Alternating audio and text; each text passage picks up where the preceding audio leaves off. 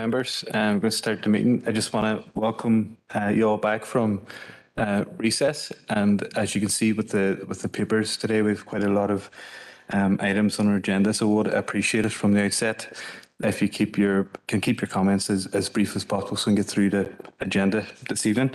Okay, Karen, do you want to take the notice and summons the meeting? Thank you, Chair. Members, you're hereby summoned to attend the meeting of the Health and Community Committee, which will be a hybrid meeting conducted remotely via WebEx and physically in the Council Chamber on Thursday, the 15th of September 2022 at 4 p.m. So commence just with the roll call. So Alderman Devaney. Here, Karen. Alderman Guy. Alderman Kerrigan.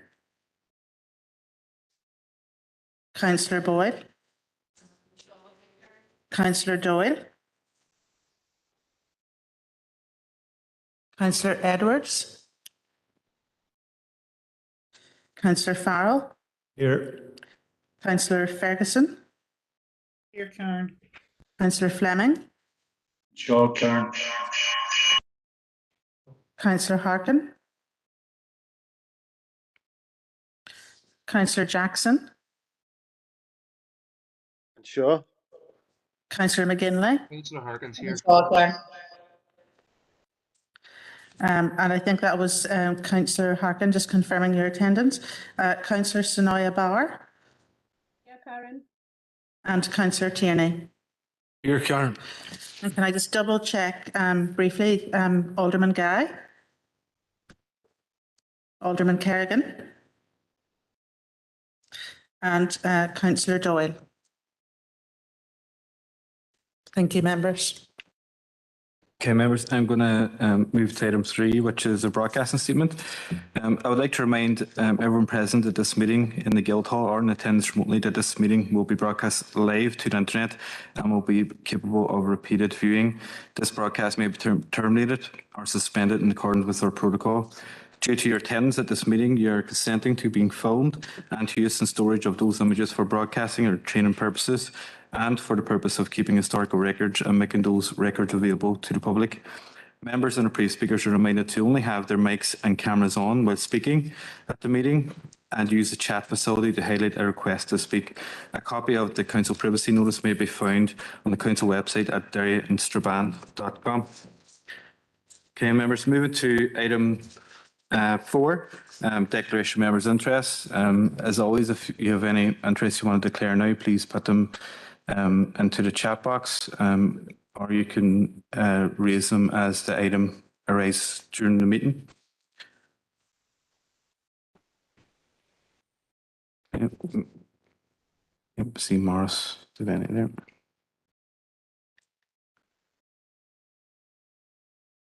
Okay, members, I'm going to move to item.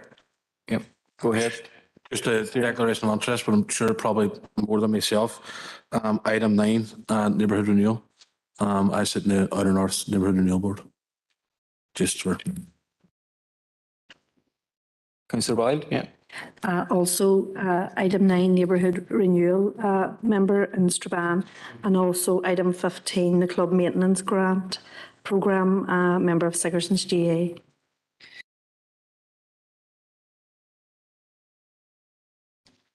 Yeah, item 9 as well. Member of the Ballyarnett Outer North Local Growth Partnership.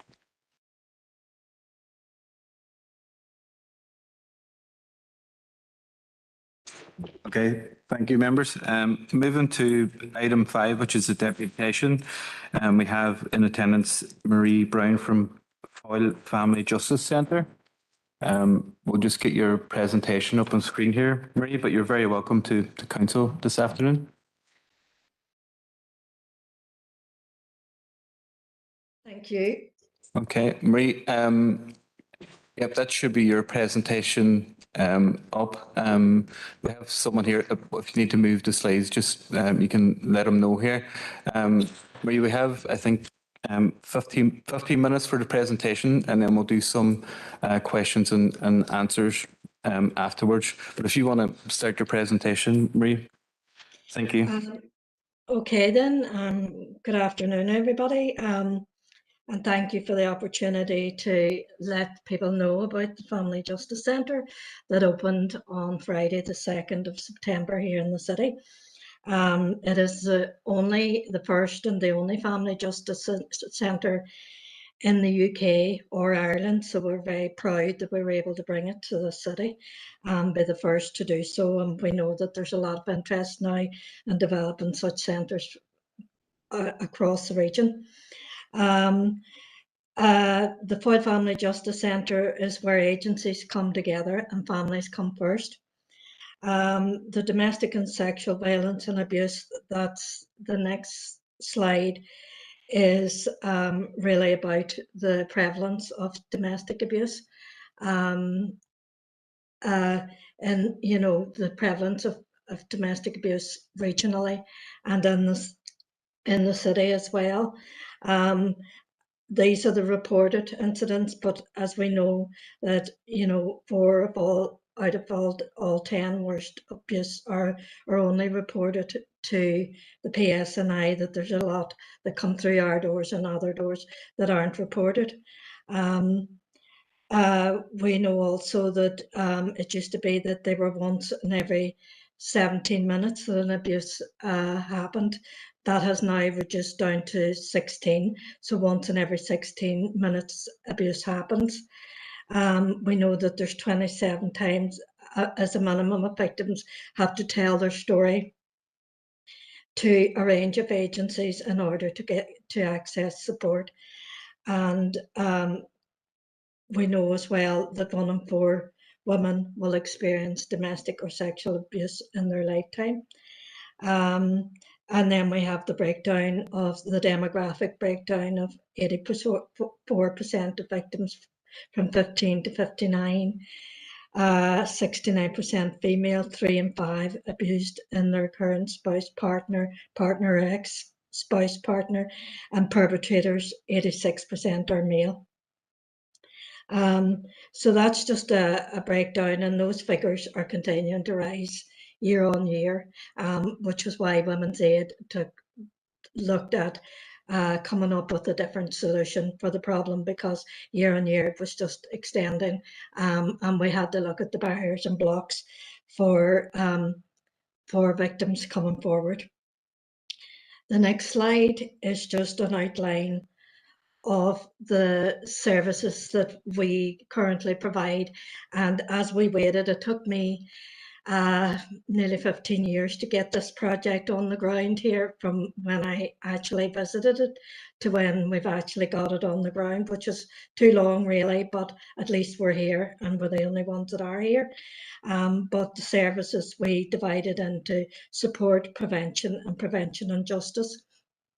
And we also looked at our own services in preparation for this project. So it's a culmination of, you know, 15 years of work with a range of agencies, a range of individuals, and obviously Foyle Women's Aid at the heart of it.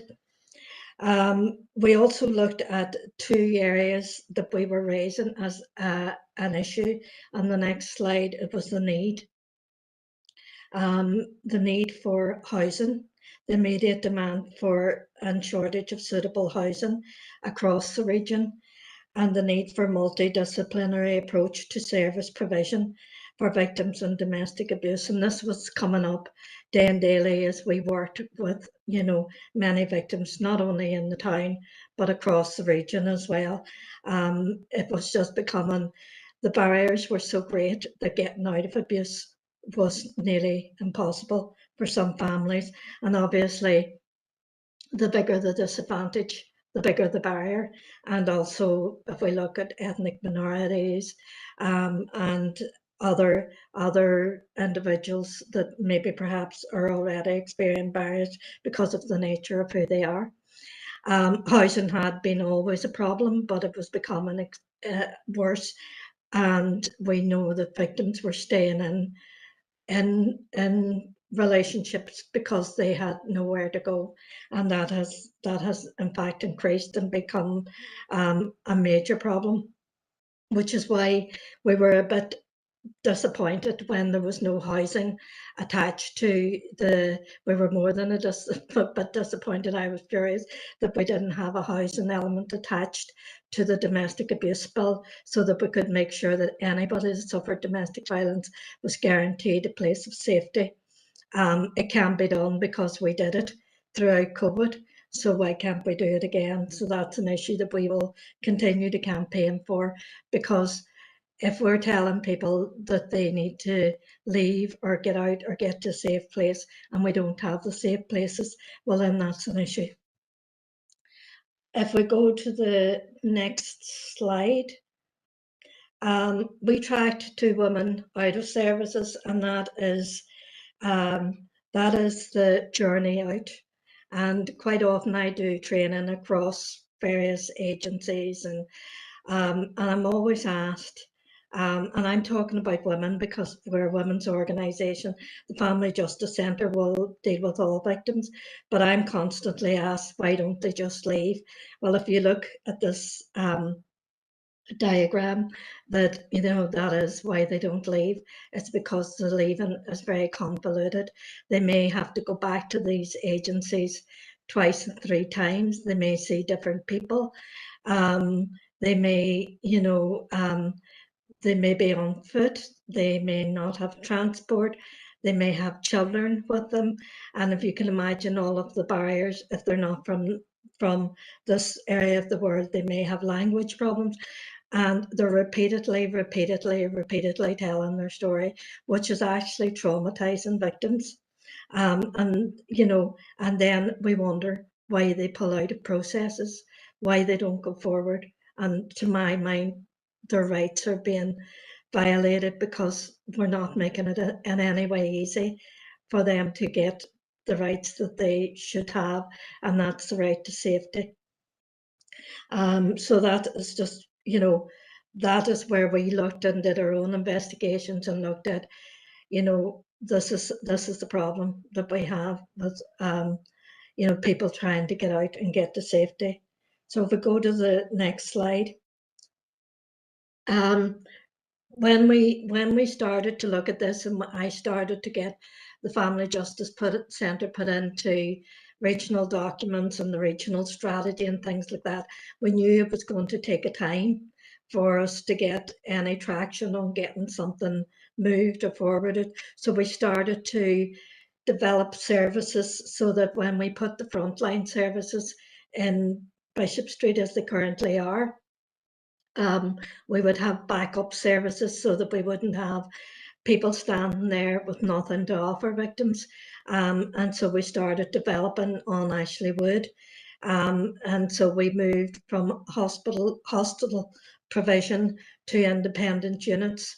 So we turned Old Stables into 15 housing units for families so that we wouldn't have our families living in hostels, because that was another barrier, was coming to hostels, having to live with a range of other people, having to share accommodation, having your children all to be mixed through. There was just a lot of issues and barriers for families, and then because of our housing shortage, maybe having to live there for 18 months before you even got a house. So it was important for us that we were to change that.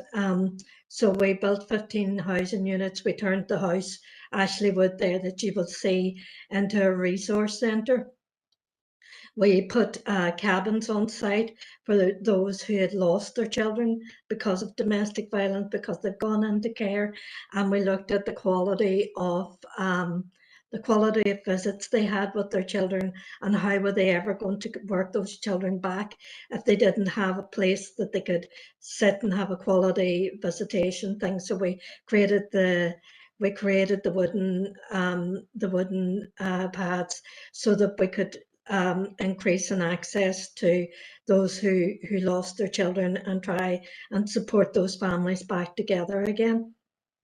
We set up court support. We'd always done court support, but we formalised it into an avert service, and we've just currently worked with Women's Aid in Belfast and MAP to run an assist service right across Northern Ireland now, and that's providing direct support at reporting stage, so that we intervene so that people are, once they report it to the police, that we're supporting them with a civilian service right through to getting to the areas that they need to be at, and to, you know, to get help in whichever form they identify that to be. We also set up a Teen Link program, and we built a purpose-built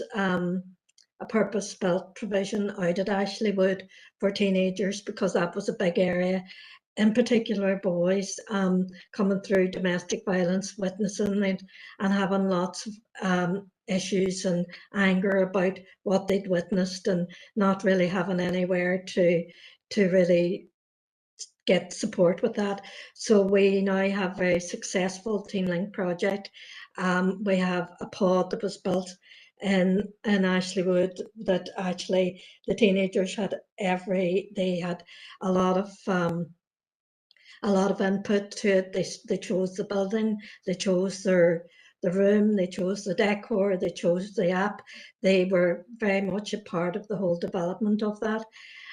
We set up a Verde enterprise for training on domestic violence, so that we can bring through the real local aspect of domestic violence, the experience, so that we're not reading out of textbooks, that we can bring case studies and issues and voices of what is really happening in abuse, and that comes from the teenagers themselves, from the women, and from those we work with who have suffered abuse, domestic and sexual abuse.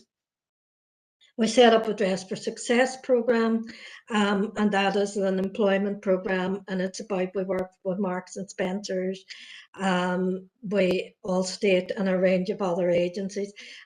We provide free clothing. There's a lot of help given to people coming through the services, or people with mental health, or vulnerable people that can that want to get back into employment.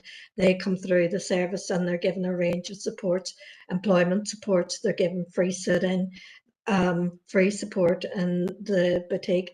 We're going to open one on the city side as we develop, and the pathways as well, and we've opened one in Belfast, and so once they get a job as well, they can come back, and we provide free new clothes for the week, so that encourage people out of poverty and into employment, and any other support that they need coming back. There's mock interviews done, there's CVs done, and we work with other agencies. We don't deliver that alone, but the boutique is mainly ourselves, Marks and Spencers, and some support from Dunn Stores as well. And we've been working with the Department of Communities to develop this as well.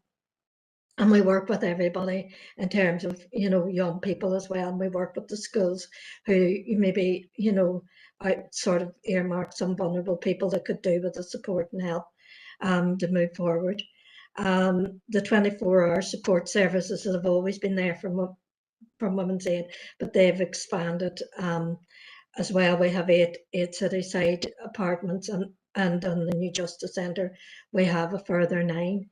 We have Camp Hope that we've just been funded for, and we will be running a camp throughout the summer, and that will be development of pods on site, where we'll be working with mentoring programs and a range of programs for young people who have witnessed or experienced domestic violence to come and do activities.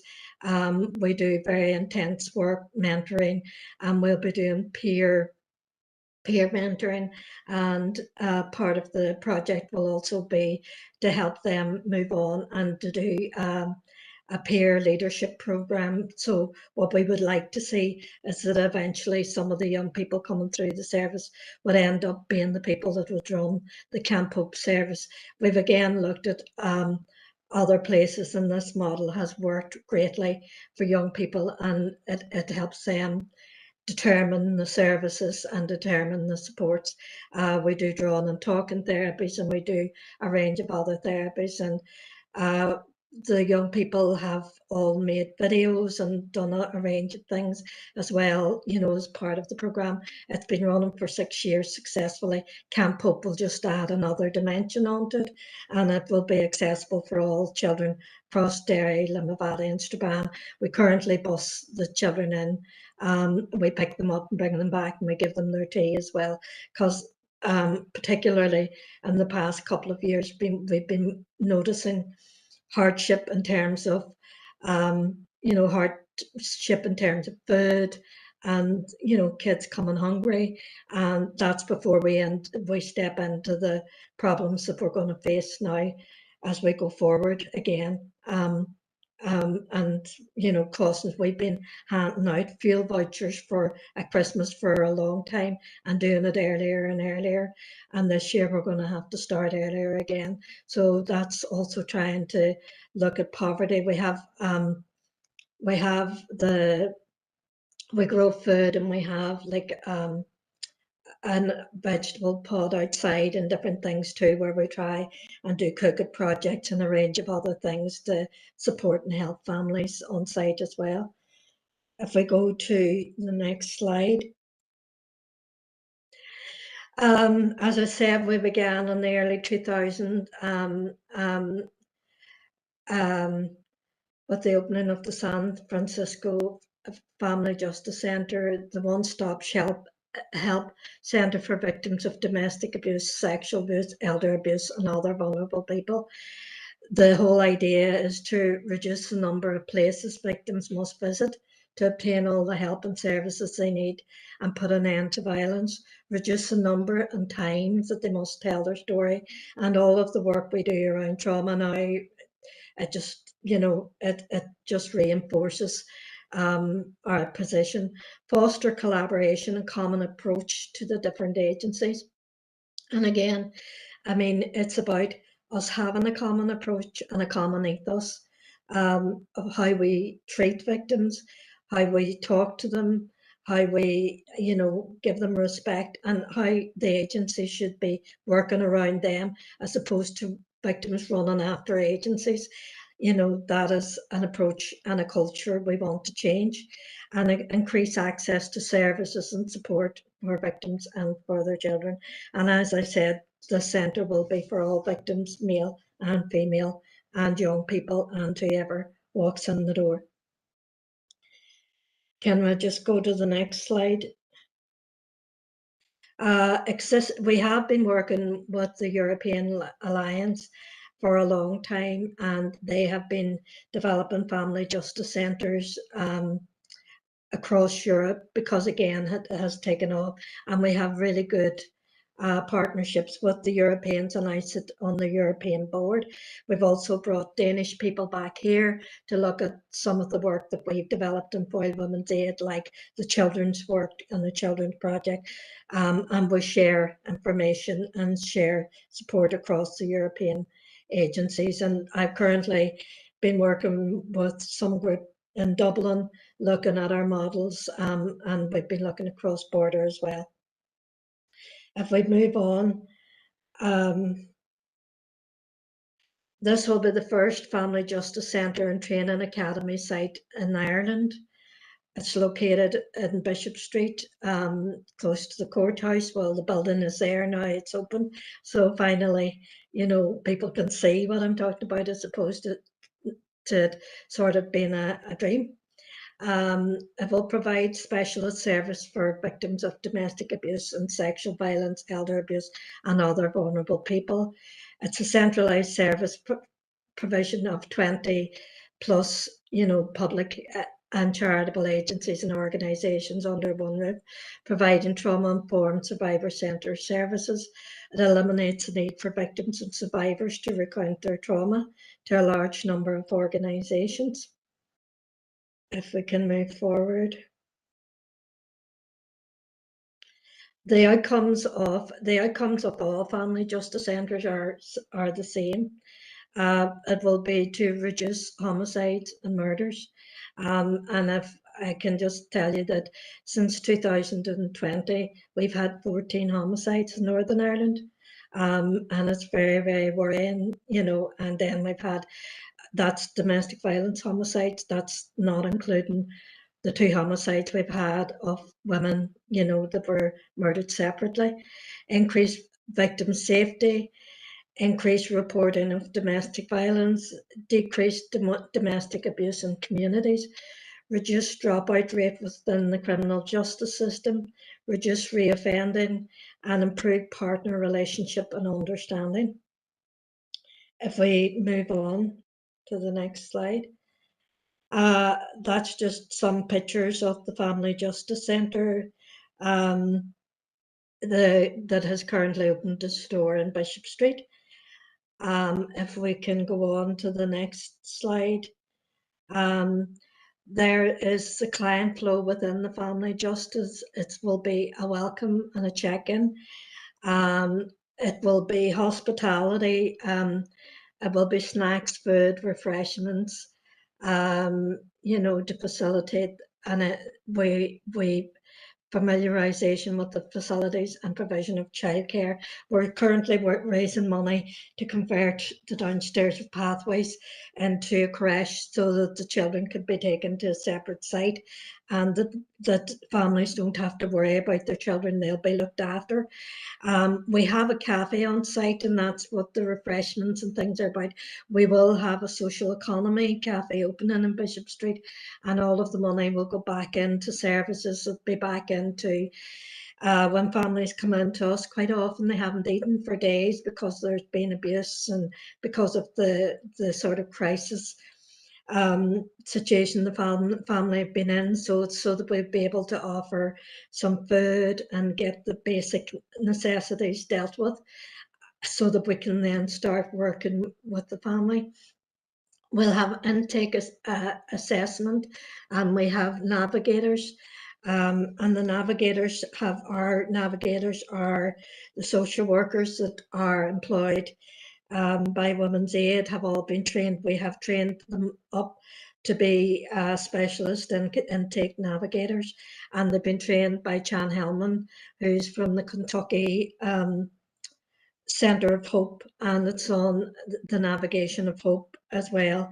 And so we take them through.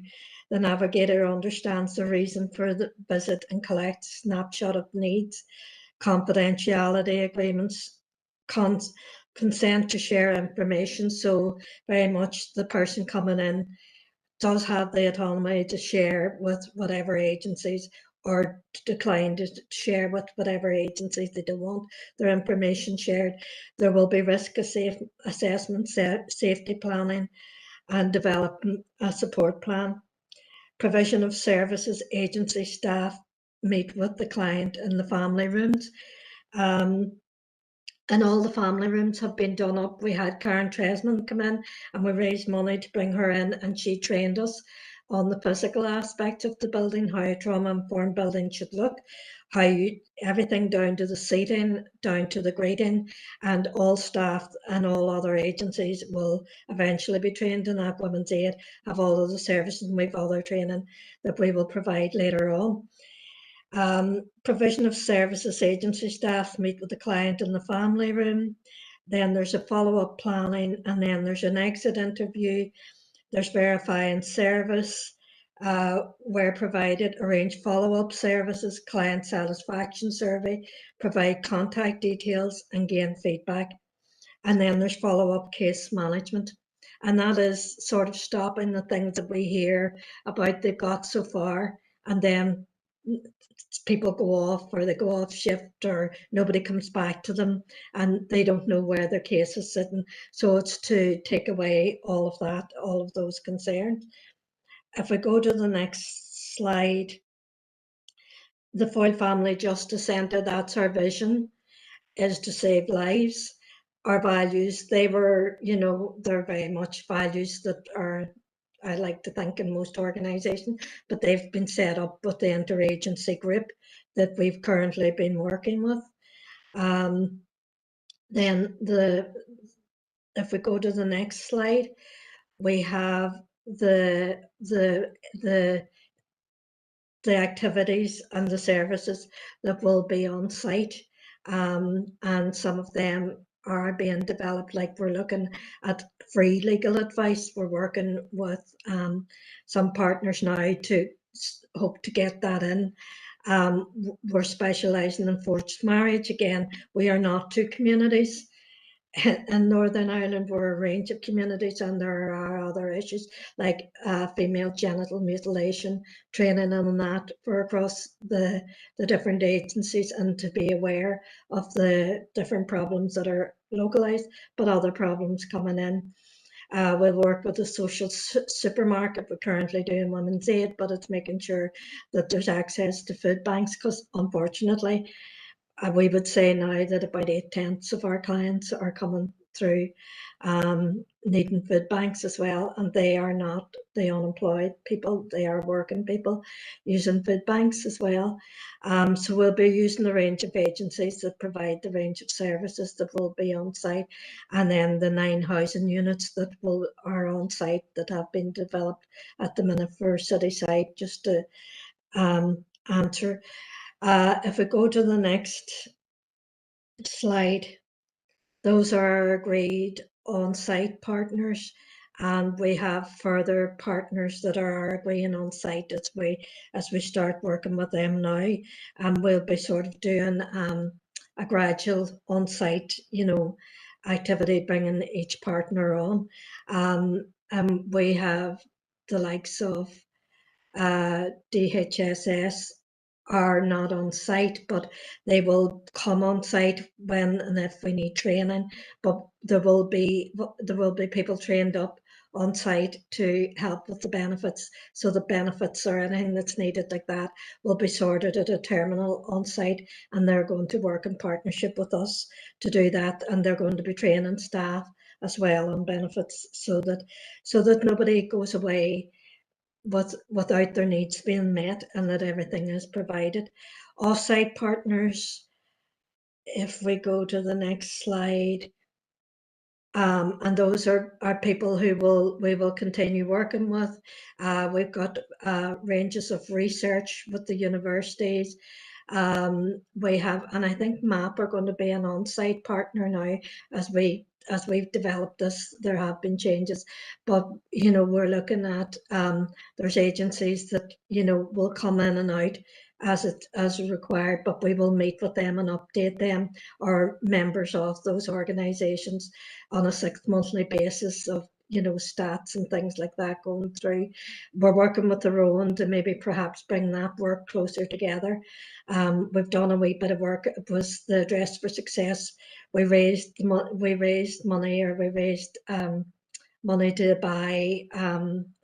to buy tracksuits for women coming out that have been raped, because they were wearing sort of grey. They were coming out in the grey sort of overalls that they were going in prior to the rape. So we raised money, and so Dress for Success did that.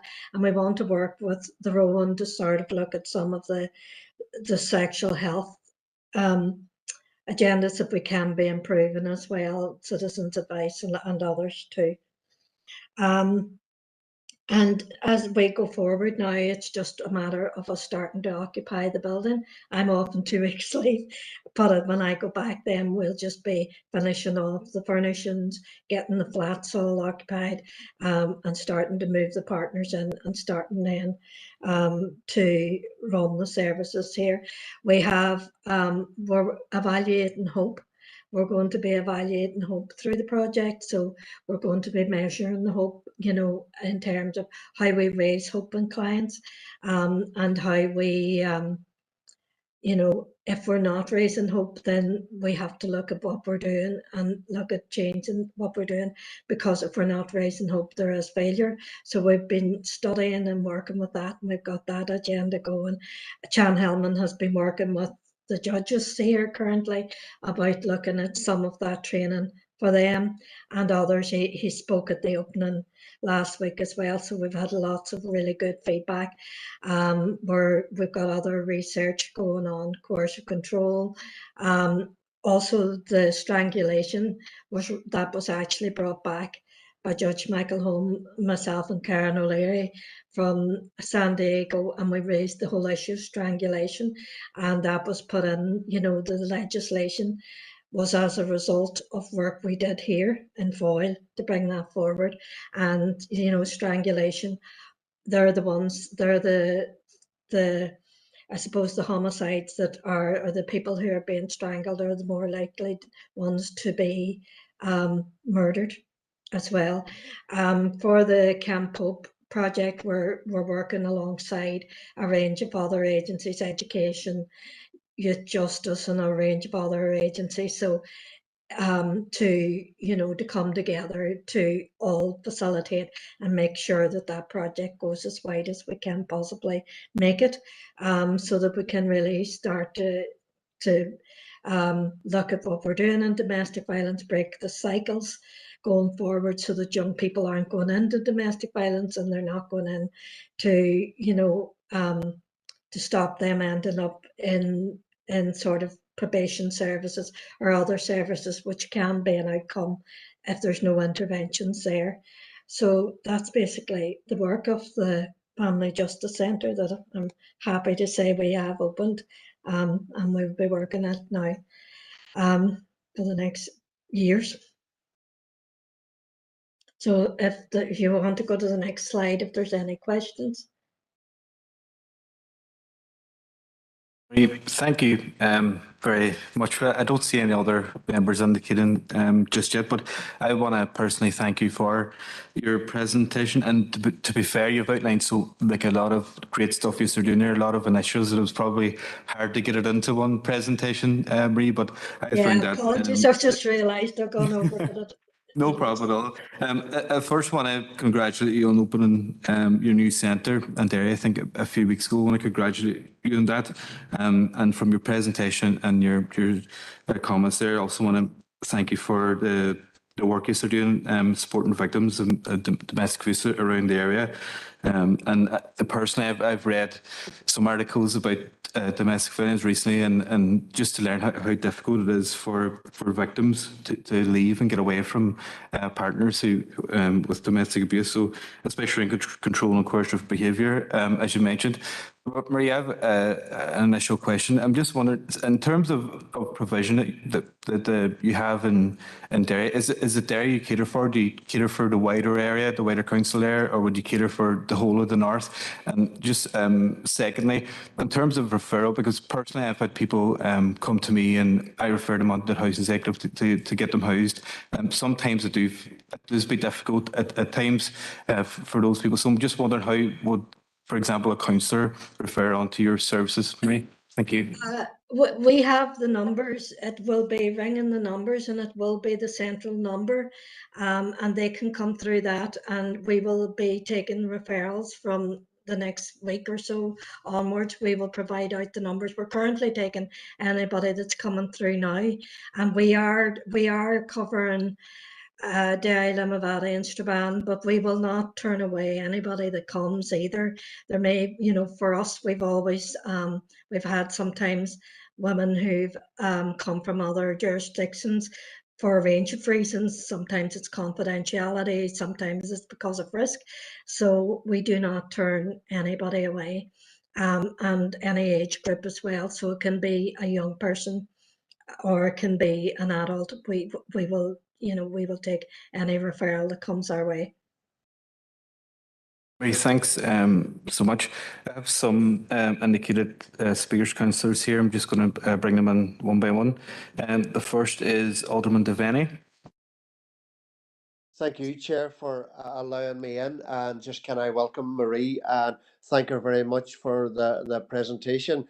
And Chair, you stole two of my answers nearly as well there in front of me, but I've got the answers. And look, on back of the words that you said, I want to congratulate Marie on the work on getting this centre open. It's a very, very vital piece of work. And look, we all know and around abuse, whether it's domestic or other, it is all wrong. But what I would say is, for those people who are going through that type of abuse now, I hope that the message that we have a centre open here, and look, as we all know, Chair, there's a stigma and around abuse, no matter what type it is, and there's always that fear of the unknown. Look, there's almost a a fear of being embarrassed to say that that is ongoing.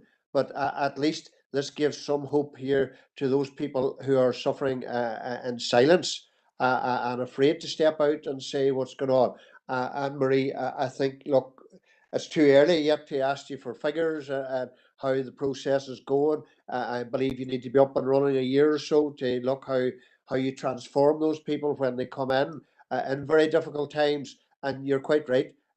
We don't have the housing for them, and that is a big problem. Social housing is an issue across the council area everywhere.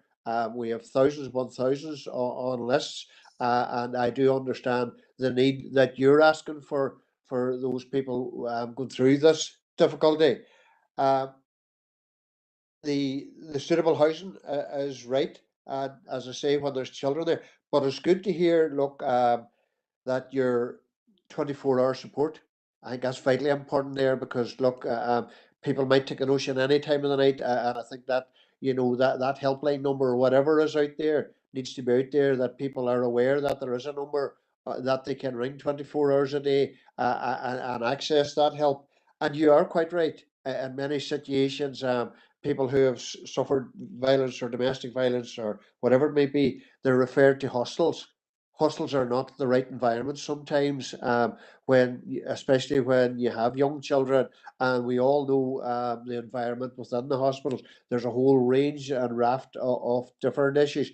But look, Marie, all I want to do is finish up once again, congratulate you.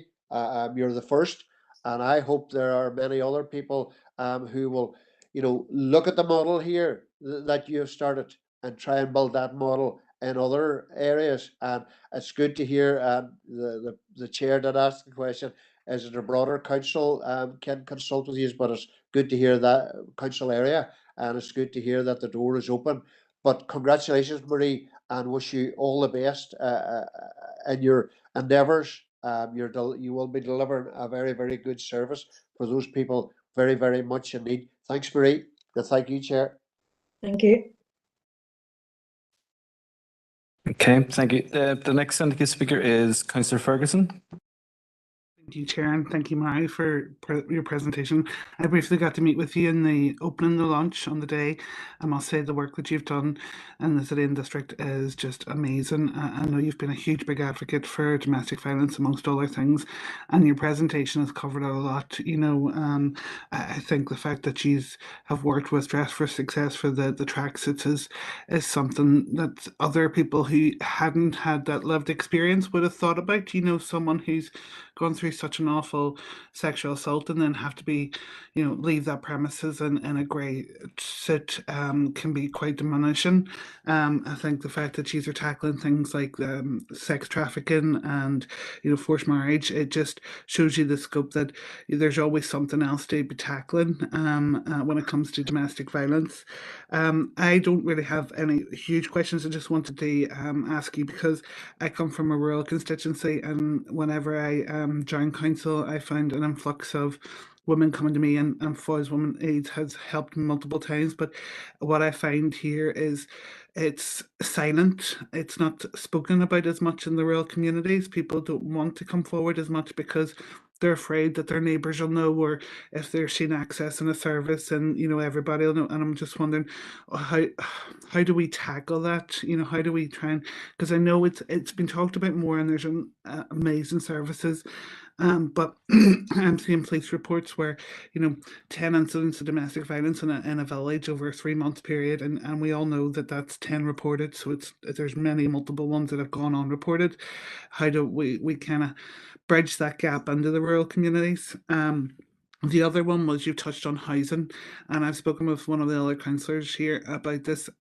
One thing that infuriates me about housing and the point system is someone who's gone through a domestic violence incident and is living with a perpetrator can only get a maximum £40 for that incident, and it doesn't give them a great deal with help because our housing list is so extensive, because there are so many people sitting on the highest points possible? Is there something that we could try and tackle or lobby there to make sure that people are able to access it?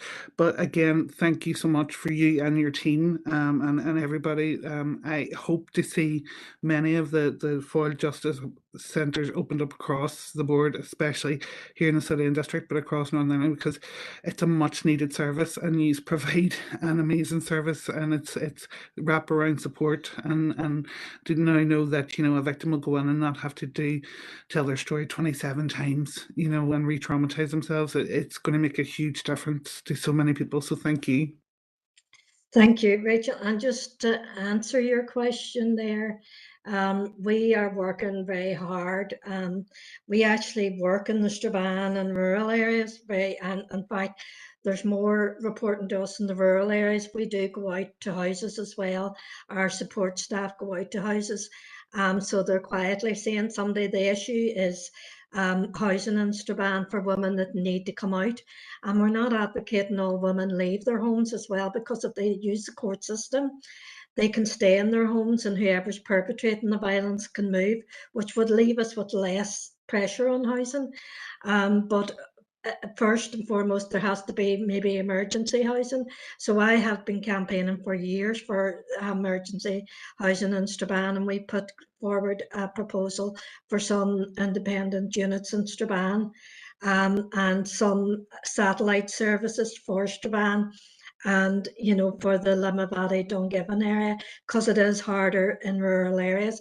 But we go out in those areas and we see more women in those homes, and we take them into courts.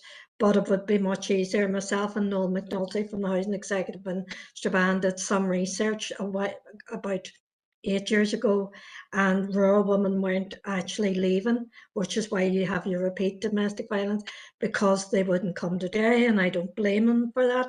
And they have to, you know, upset their children and their schooling. So there should be emergency type of apartments, and it also is where we locate those, because they have to be in a neutral area, so that we're looking at, you know, all women, you know, from the rural end of Strabane, and so it has to be somewhere where they feel safe and comfortable to live. So we are working on that, but also we're trying to work the justice system, which is another big problem. And we're trying to, our human rights, you know, the Human Rights Commissioner is on our board, and we'll be working with her to sort of break down all the layers to make justice a much more accessible place for victims, for all victims, and, you know, an understanding there. So we are working on that. Thank you. The next speaker is Councillor Farrell. Thanks, Chair, and thanks, Mari, for coming today and giving us a really, really detailed and informative presentation on the Foyle Family Justice Centre. And I just want to touch briefly on the really, really worrying trend when it comes to domestic abuse crimes. In 2004, there were 10,000 recorded across the entire North, and last year, that figure has doubled to over 20,000. And when we look more locally, there were nearly 2,400 domestic abuse crimes recorded across Derry City and Strabane District Council in the last year, which is a 17% increase on the previous year. So the trajectory there is really depressing. But what's not depressing is the service and the support that you provide to people who have been affected by domestic abuse. And the Foyle Family Justice Centre is a shining example of best practice across these islands, and all the agencies working together under one roof, hand in glove, in a safe environment to provide practical and essential support to people who need it. That's something that should be praised. We should be singing from the rooftops about this. So we're not proud about the statistics, but we're immensely proud of the world-class service and support that you provide to people So on behalf of the SLP, I just want to wish you all the best and thank you very much for everything you do for people right across this city and district. Thank you, Murray. Thank you.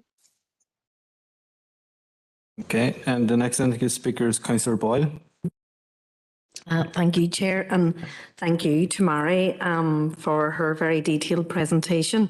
I too, just on behalf of Sinn Féin Party, would like to wish Mary all the best and her team for the future of the Family Justice Centre here in the city.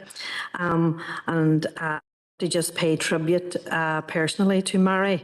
I know in a previous life when I was in the Assembly a long time ago, Mary would have came literally screaming and shouting about this and getting everybody's attention in terms of telling people how this model would work here in the city and the need for it. So it did take some time, Mary, but you got there eventually. And kudos for you and others around you for making this happen here. A much needed wraparound service and support for families and children. And in terms too, and it's great to see that the Training Academy here also will be dealing with not just that essential support that people need at the point of contact, but the exit support and the support thereafter as well too, that victims of domestic violence do need in terms of recovery and getting a safe place. I'll not go into the detail around the satellite and the rural issue and the outreach. I want to commend you and your organisation for the work that you are doing in Strabane and in the rural areas. I'd be aware of it, and I know the work is ongoing and trying to ascertain a safe place as well, or safe places in and around Strabane, homes for people who are victims of domestic abuse, sexual violence. And it's great also as well, Mary, that we don't talk often enough about elder abuse. And, you know, definitely you need support in terms of the work you do for older, vulnerable people as well. And again, it's great that wraparound service is there. And also the fact that, you know, this is a place for men and women as well. It can be very difficult for males to come forward and in terms of professing that they are victims also of domestic abuse and sexual crime and violence. So you do, it's kind of, I talked about the wraparound services, and you certainly do give you know, a safe place for everyone. There can be blockages that can occur when there is insufficient support for victims of domestic crime, sexual violence and abuse. But this is, I do know the Family Justice Centre here in Derry will apply and tick all the boxes. Unfortunately, I don't like using that word, but it does tick all the boxes for that support in terms of the survivor-centred services and the trauma that people are experiencing. So I do know it was a lot of hard work and effort on your behalf to get to where we are today with this, but well done, and thank you for your perseverance, and indeed others that have been around you. I know we, by right of me to just mention Judge Barney McElhone as well for his support to you. I know he's been a strength of support to you in getting this as well. So just want to mention that, because I was on the committee in the Assembly when yourself and Judge Barney McElhone came and made the plea to the powers of be at the time in the Assembly to have this centre here. So well done, and good luck and best wishes from our party in that regard. Thank you. Thank you. Okay, thank you. The next indicated speaker is Alderman Guy. Thank you, Chair, for letting me in. Mary, thank you for the presentation. Now, I have to admit, I was late getting on because I was working, so I didn't get to hear it all. However, on behalf of the Ulster Unionist Party, I just want to say thank you for all the great work you do, and it's great to see that your centre's finally up and running there, and tend to get up someday to see around it. So looking forward to that there, but have to commend you and all the work you do within the city. It's great, and for their field, and you definitely have the full support of us, the Ulster Unionist Party. Thank you. Thank you. And just on that, if councillors want to organise a visit, I'm happy, you know, we do a tour of the Justice Centre for those that haven't been there. You know, if you just make contact, we're happy to do that. Thank you, Mary. We're going to take that as an action here to maybe get, especially committee members of this committee and any other interested councillors. But I know personally I would like to visit yourselves, Mary. So we're going to take that as an action here. Mary, I think that's all the indicated speakers. But have you seen you've full support from everyone? It seems on this committee, which is testament to the work that you are doing. And I hope that. I hope that we can get a visit to the centre very soon maybe as a committee, or definitely as councillors as well, Mary. But I do thank you for your time, and I thank you for presenting the committee and showing us the great work that you're doing, Mary. Right. Thank you, everybody, for giving me the time. Thank you. Thank you. Okay.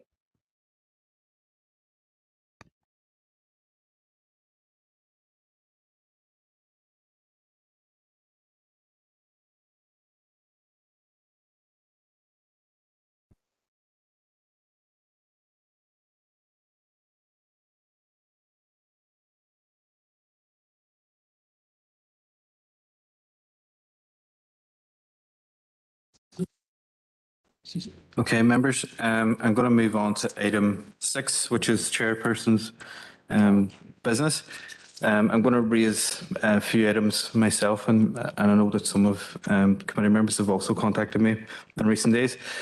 Members, the first item I want to raise is I've been approached by Seamus McRae of Strabane Athletic Football Club regarding their proposal for a multi-sports complex in Strabane, and I'm sure members and parties are well aware of the project. It's got a history in this council, so you should be well aware of it. But just to remind you, it's a significant development for Strabane Town, which would see the development of an outdoor pitch capable of hosting Irish League football, an indoor 3G arena, along with a multitude of conference and meeting facilities.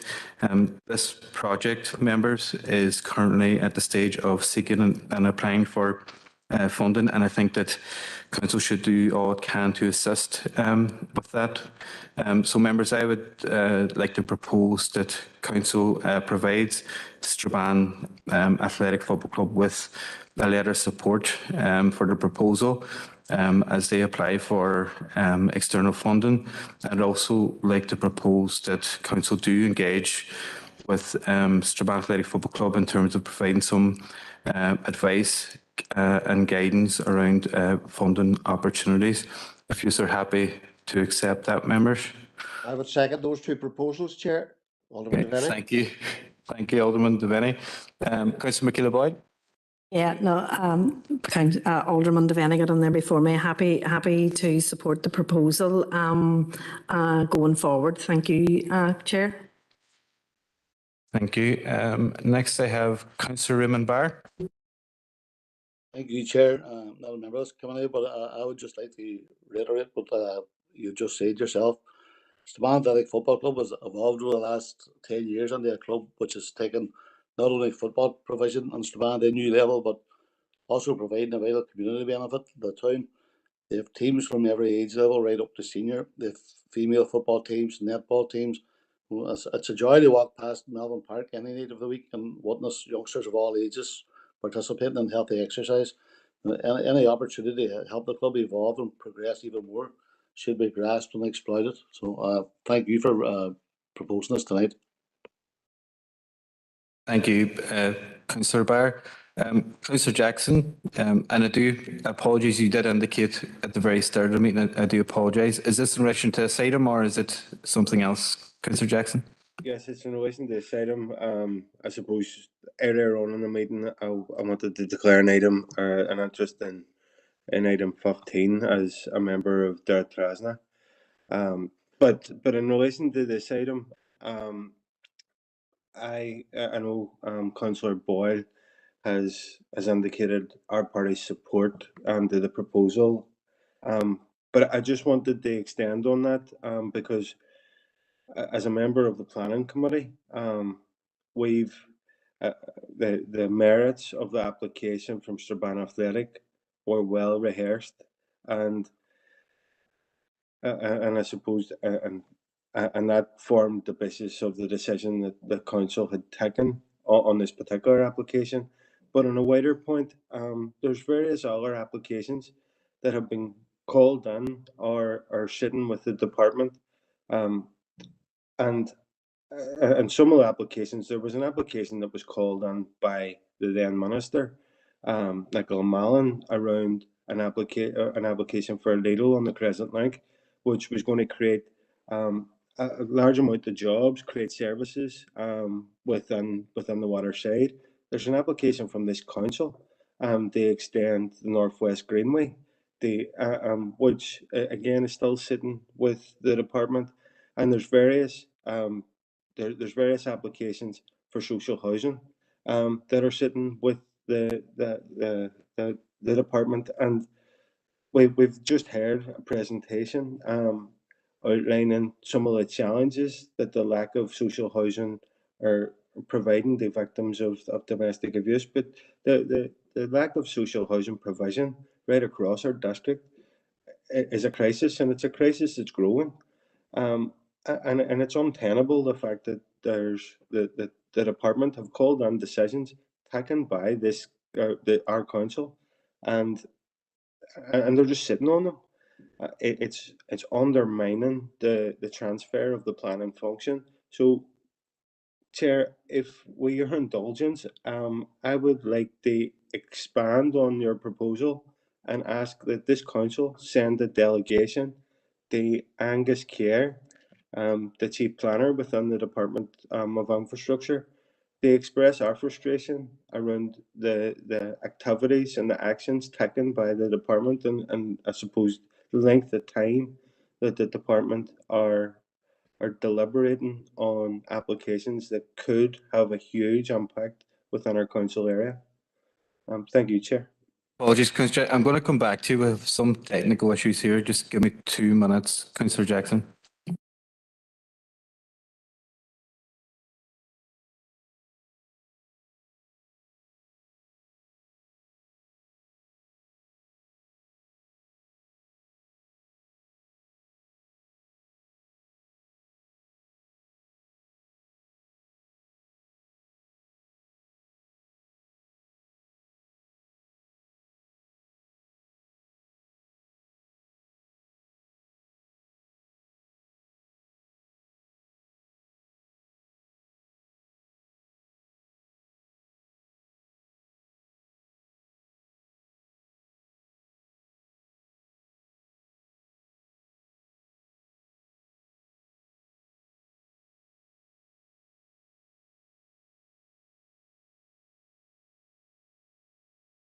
Councillor Jackson, apologies, we had some technical issues. Councillor Jackson, I'm going to refer your proposal to the Planning Committee. I think that's a better committee to deal with your proposal. What I have proposed, and I'm happy to put it in the chat box, is that to support a particular football club in Strabane.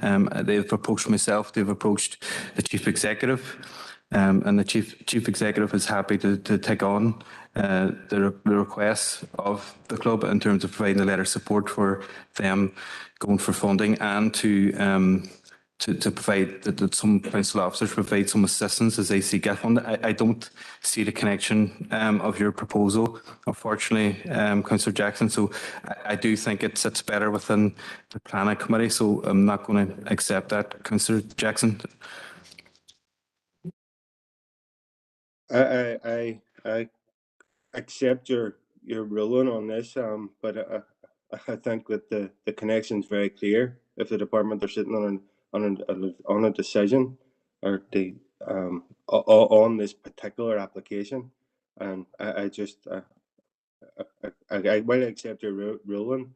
I can't understand the merit of it. So, but you're the chair. Thank you, Councillor Jackson.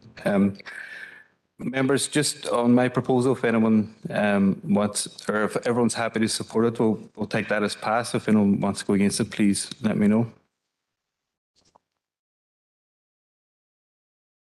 No, we'll take that as passed. Members, the second item I wanted to raise regards, I'm going to keep it short, it's regarding Cyan Mills Cricket Club, who this year won the Northwest Cricket Union qualifying league and cup double, and I was fortunate enough in the morning of as they won the cup a few Saturdays to meet the team, and I do think that it would be nice of this committee and council to write to Cyan Mills Cricket Club just to congratulate them on winning that double this year.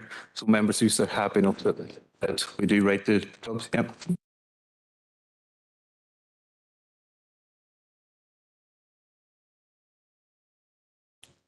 Okay, members. The first member to contact me under Chair's business is Councillor Tierney.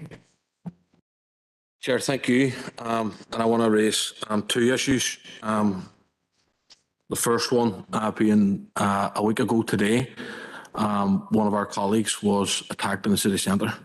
And as I understand it, it was tied in around his and his political party's viewpoints on a number of issues. And I want to, on behalf of the SDLP group, whilst we've already done it privately, I think it's important that we put on the record that incident took place, first and foremost, in our city centre, and that we think that it's absolutely wrong that anyone should use violence in any way to try and create or make their viewpoint better than anyone else's. And we, pardon me, send our support and solidarity to Councillor Doyle, who unfortunately suffered that attack at that particular time.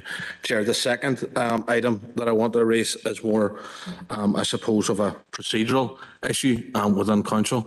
I have spoken several times in this chamber at the PCSP when I was a member of it, and at my local community safety team when issues are raised or were raised around illegal flags being erected within the city and district. I think it's wrong.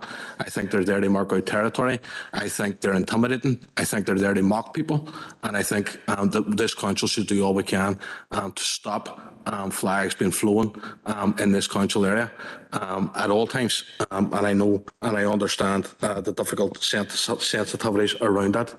I also want to point out, before I get into the crux of the issue, that I am not raising this issue around the march, around unionist culture or anything like that. But it is my understanding that this council, and particularly this committee, issued a licence to stallholders who were involved in or facilitated at the Apprentice Boys of Derry march in this city only recently. And one of those stalls was selling Parachute Regiment flags. In my view, and in the view of my constituents and people that I have spoken to across the city and district, they find that offensive, they find it wrong, and they don't want to see those types of flags or any types of flags being flown or sold around this council area. I think, again, there's a reason why this particular type of flag was brought to this particular city and sold. And that's wrong, and it shouldn't be happening. It shouldn't be allowed to happen, and this council should take steps in whatever way we can to ensure that it doesn't.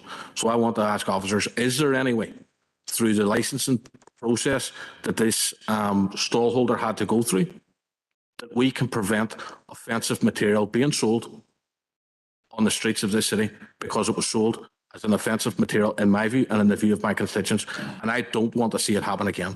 And I want to point out, Chair, through you, that this isn't in relation to or me having a go because it was the Apprentice Boys March. It's not about that. It's about offensive material being sold in this in the city and district, and I put that question to the officers. Thank you. Thank you. Councillor Tierney, Seamus, is there anything you want to come in there on?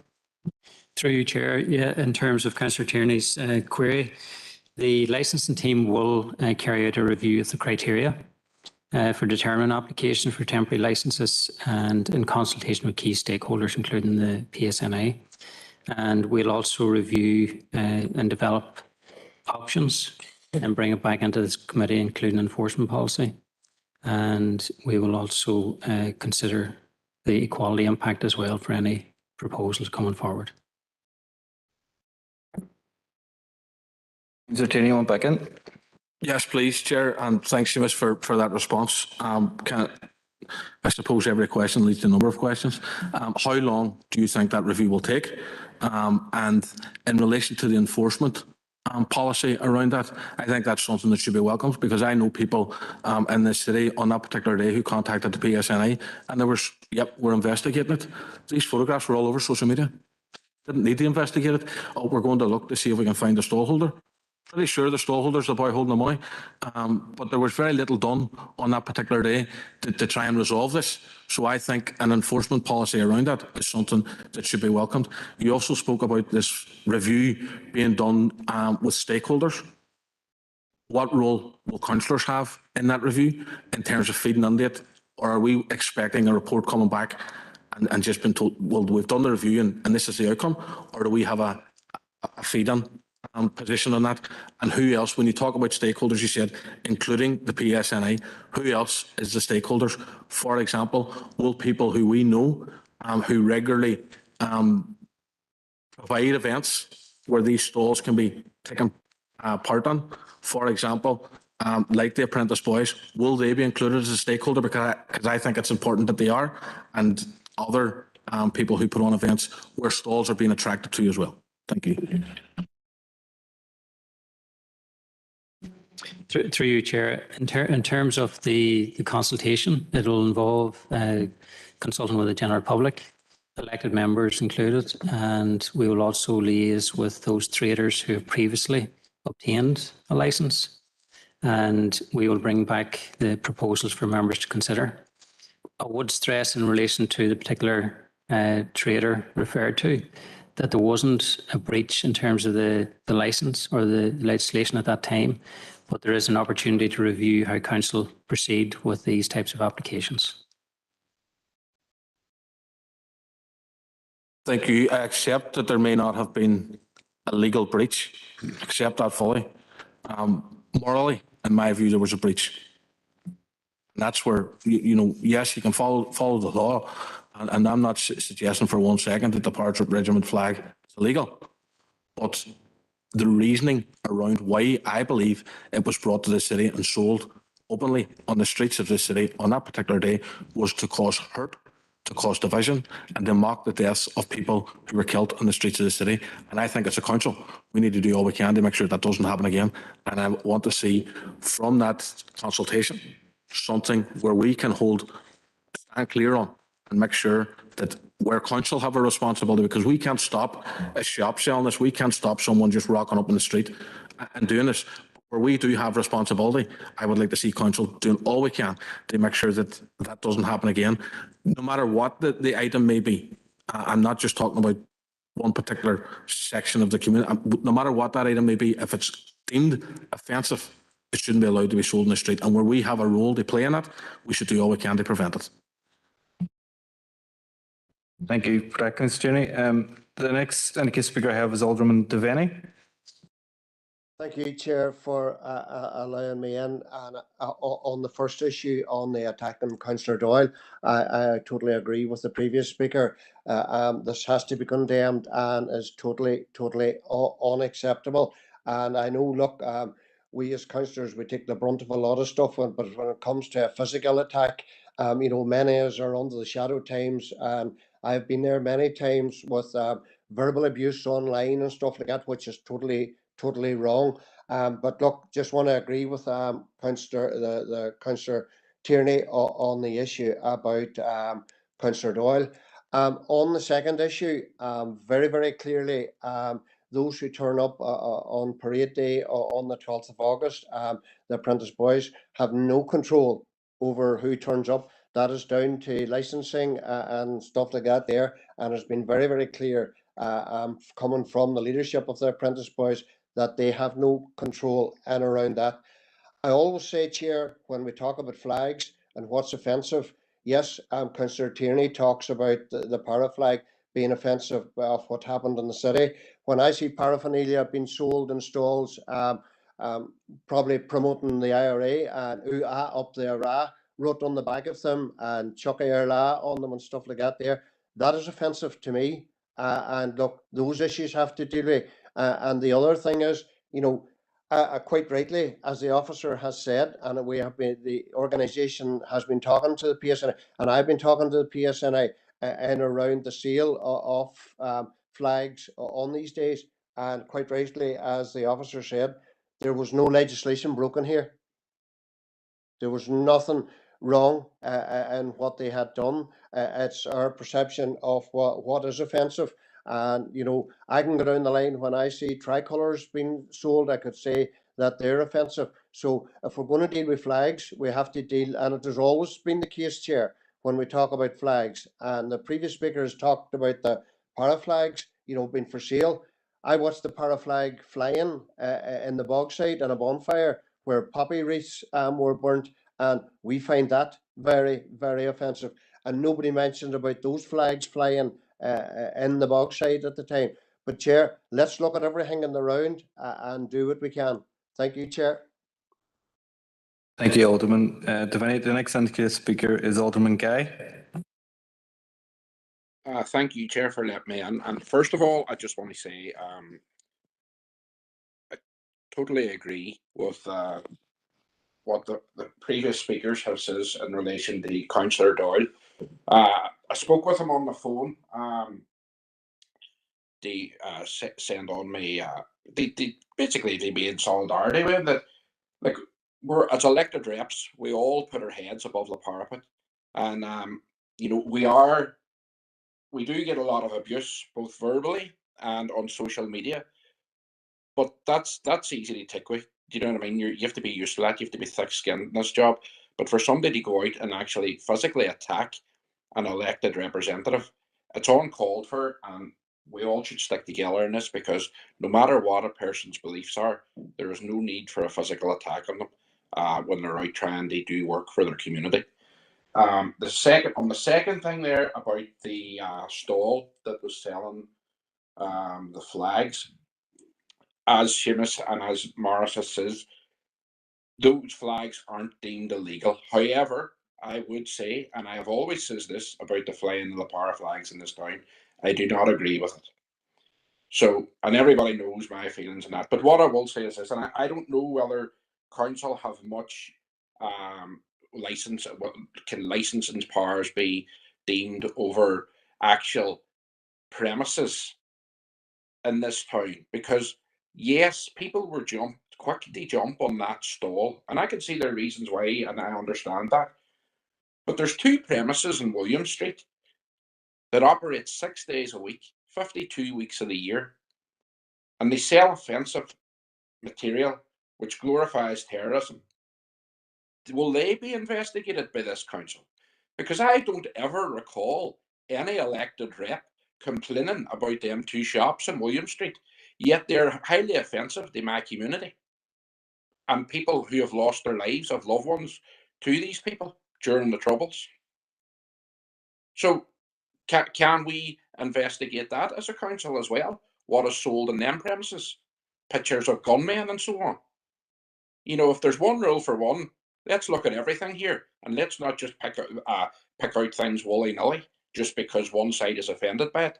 You know, let's end all the selling of offensive material on both sides. You know. Thanks, Chair. Thank you, Alderman Guy. Next indicated speaker is Councillor Jackson. Good Chair, and I suppose first of all, on behalf of Sinn Féin, we just want to send our solidarity to Councillor Doyle and condone the despicable physical attack on him himself. There is, as others have outlined, there's absolutely no place in society for violence against anyone, including elected representatives.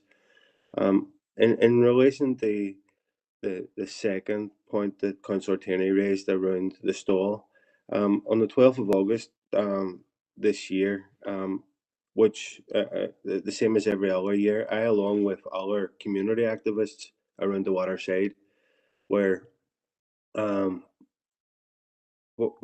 volunteering and had a presence on the ground.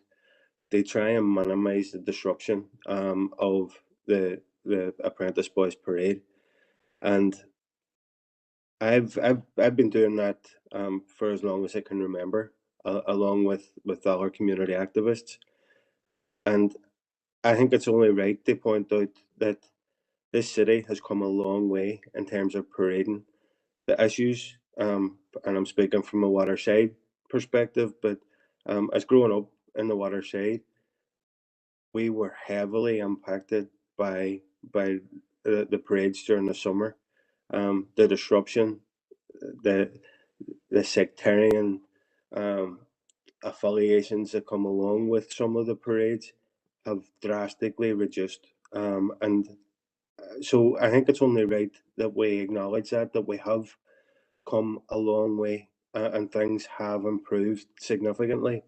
But on the morning of the 12th of August this year, very early on, we were alerted to the stall that was selling offensive material, including parachute regiment flags and UVF flags. And personally, I made a formal complaint to the PSNI, and I know Councillor Tierney said very little was done on that particular day. There was quite a lot done on that particular day, and I suppose just the history in terms of addressing issues around parading. It's not always that within our city. It's always been done behind closed doors.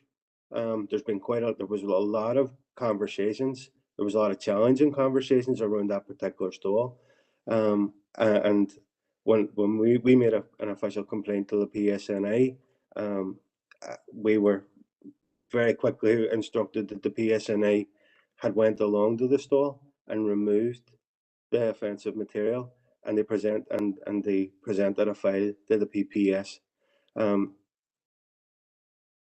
And I suppose the reason why I alluded to the improvements and the progress that we've made in terms of parading in our city, this particular stall is just that reminder that there's people out there that are determined to drag us back, and we as a council, we can't we can't be seen to facilitate that. If there's anything that we can do, they stamp out blatant sectarianism. If we can stamp out any attempts to raise tensions, then as a council, that's something, as a party, that's something that we would support. So we look forward to a paper coming back around tightening up criteria around items that can be sold, or on conditions on which licenses will be granted. That's something that I look forward to seeing coming back. But again, it's just the example that was referred to is just that it's an example that there is people that are intent to cause division, and I'm concerned around the tone of some of the debate, that it's nearly feeding into that narrative. We need to remind ourselves how far we've come, and we need to continue to look forward and use any powers that we have to stamp out those that are intent to cause division within our society. There's no place there was no place within that parade for that particular stall. I would hope that there would be broad agreement in this chamber in relation to that. And if we can hold those that are responsible, accountable, then and they prevent these type of issues happening in the future. That's something that we would give our full support to. But I suppose I just want to finish on that particular point, that as a council, we've always took I suppose a strong stance on opposing sectarianism and opposing hatred, and that we should continue in that vein. I don't take the point that Councillor Devaney made around the apprentice boys having no influence over what is said or sold on particular stalls, or the behaviours of those that participate in the parade. The stark reality is that anybody that organises a large event like that has to take on the responsibility of all the trappings that comes along with it. There's a very key role for the apprentice boys to show leadership on this issue, which I believe that they have done in the past. So they absolve the apprentice boys of any responsibility in relation to this is just wrong. I think we have to accept that the apprentice boys are key, the same as any organiser of any major event has to take on the responsibility of any offence that's caused by that particular event. So what we can do as a council in terms of tightening up the parameters around those who gain a licence, I look forward to that paper coming back. But I think engagement with the apprentice boys is key to remind them of their responsibilities around all of this. Thank you, Chair. Thank you, Councillor Jackson. The next speaker is Councillor Doyle.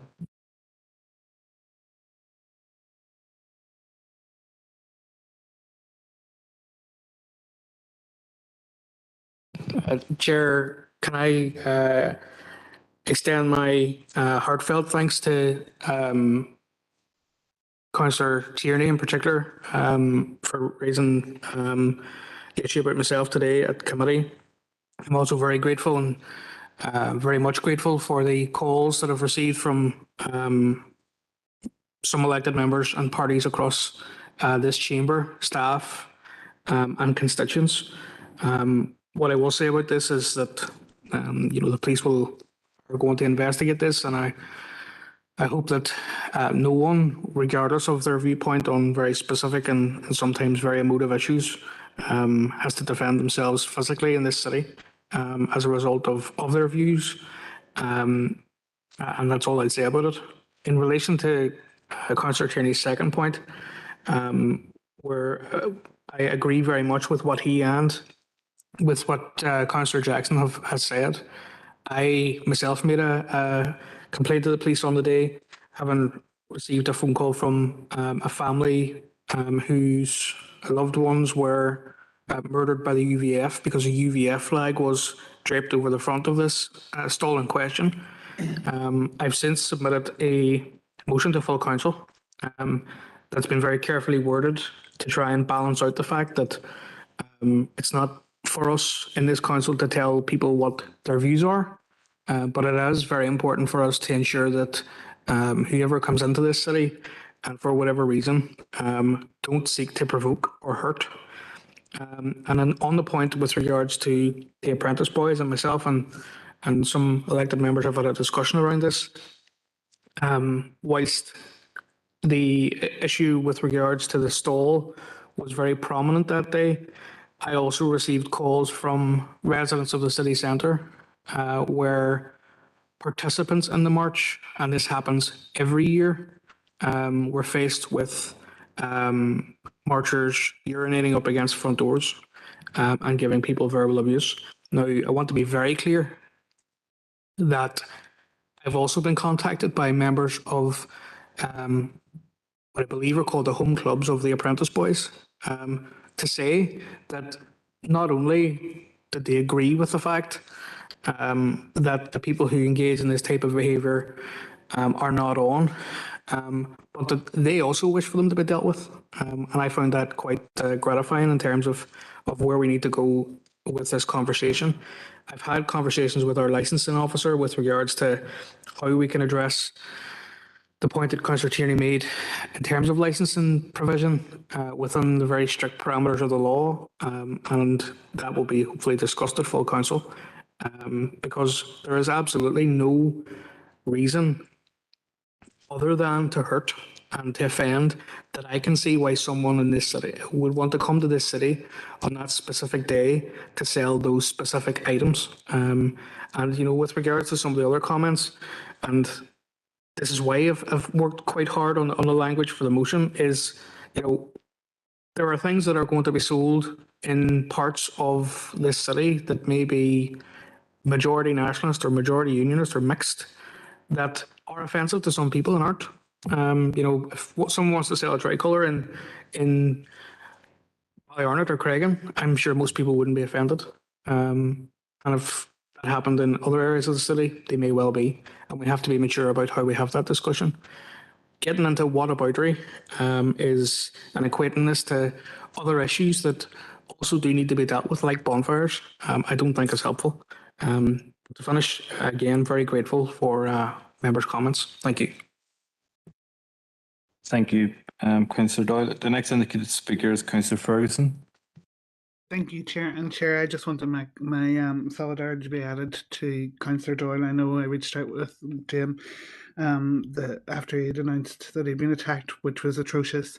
And myself and Councillor Doyle may have different views when it comes to why he thinks why views on women's health, but at the same vein, everybody should be able to have their own views and shouldn't be physically attacked for that, which it is absolutely it's atrocious, Chair. So I wanted to officially add Alliance Party's condemnation of the attack of Councillor Doyle. And then on the second issue, Chair, I agree with a lot that has been said, what Councillor Tierney has said and Councillor Jackson has said. I think there's been a lot done within the city and district to work together and to promote good relations, and a lot of other countries would look to us for our model and how we've overcome some of the issues we've had in the past, and alongside with the apprentice boys who have been leaders in that, to have outliers come along to the city and to create hurt and to create such disdain for the local families. It's unacceptable.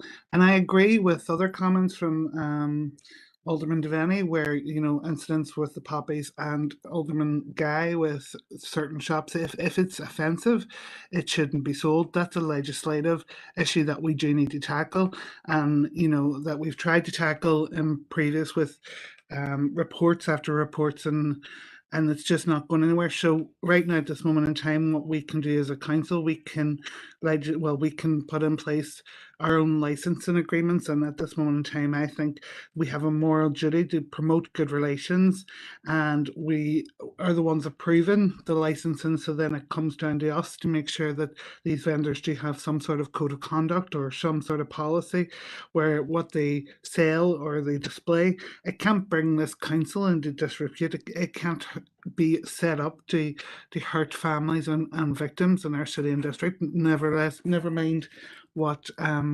side that of the community that comes from. So, Chair, completely, I condemned both incidents over that weekend. I condemn them again today. I think it's something that if we can put in stricter guidelines so that we make sure that vendors are, you know, aware that there is a code of conduct of sorts, that would make it a bit easier for us, because right now at this moment in time, we're waiting for the Assembly to legislate on something that nobody can agree on, and we're spending a lot of money on FICT and different reviews. So whatever we can do as a council, I am happy to support and happy to sit down and work with, but thank you, Chair. Okay, the next speaker, Councillor Farr. Thank you, Chair. And I don't think that any right-thinking person would believe that the sale of a para flag or a UVF flag in this city is acceptable. And the person involved in the sale of those items was interested in profit and causing maximum offence, hurt in the process.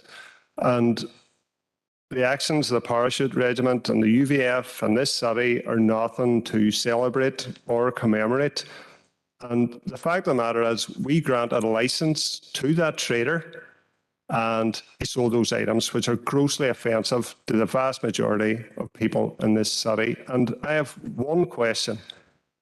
Do we have the power to say, no, you cannot sell those items? Because, you know, it's been mentioned here. I don't think we've got a clear answer. In fairness, do we have the power to say, you cannot sell para flags on that stall? You cannot sell UVF flags on that stall? Do we have the power to say that? Seamus, you want to come in? Members, again, that will probably be covered as part of the review, and we will link closely in with the PSNI in terms of what powers they have and what powers are available under the street trading licensing. And so we'll come back with confirmation in relation to what options are available in terms of not just flags, but other items that potentially could cause offence and members may want to restrict in terms of sale and street trading. Thank you, Seamus. Members, we have, although this is an important issue, we do have 30 other items to get through tonight. I'm going to ask Councillor Tierney and Alderman Devaney to be very brief in their points. Go ahead, Councillor Tierney. Thank you, Chair, and I really only wanted to come in, and I will be brief, just to address a few things that was raised throughout the debate there. First of all, I didn't suggest for 1 second that the para flag was illegal. I know it's not, but there's a clear difference in doing something which is legally sound and which is morally sound. And in my view, the sale of that flag and the UVF flag in this city is morally wrong. It is done, and I've already said it, to cause offence and to mock people, and I think it's wrong. Alderman Devaney talked about the Chucky Arlan, Uya, Uppera, and all that stuff. It's offensive to me as much as it is to him. And I don't like to see that either. And I don't think we should see it. And if we can do anything to stop people from saying it or from painting it in walls or anything like that, the SDLP will not and have not been found wanting in trying to resolve that issue. Darren asked about investigating the 2 shops in William Street. It's not within this council's gift. I made that point. I want to make sure that where we have the power and where we can control it, that we are seen to be acting. If we can act in those 2 shops on William Street, then let's do it. I don't have an issue with that. But where we can, we should. And as I understand it, we can act in terms of the licences that this council gives out. And I think the officer has outlined that.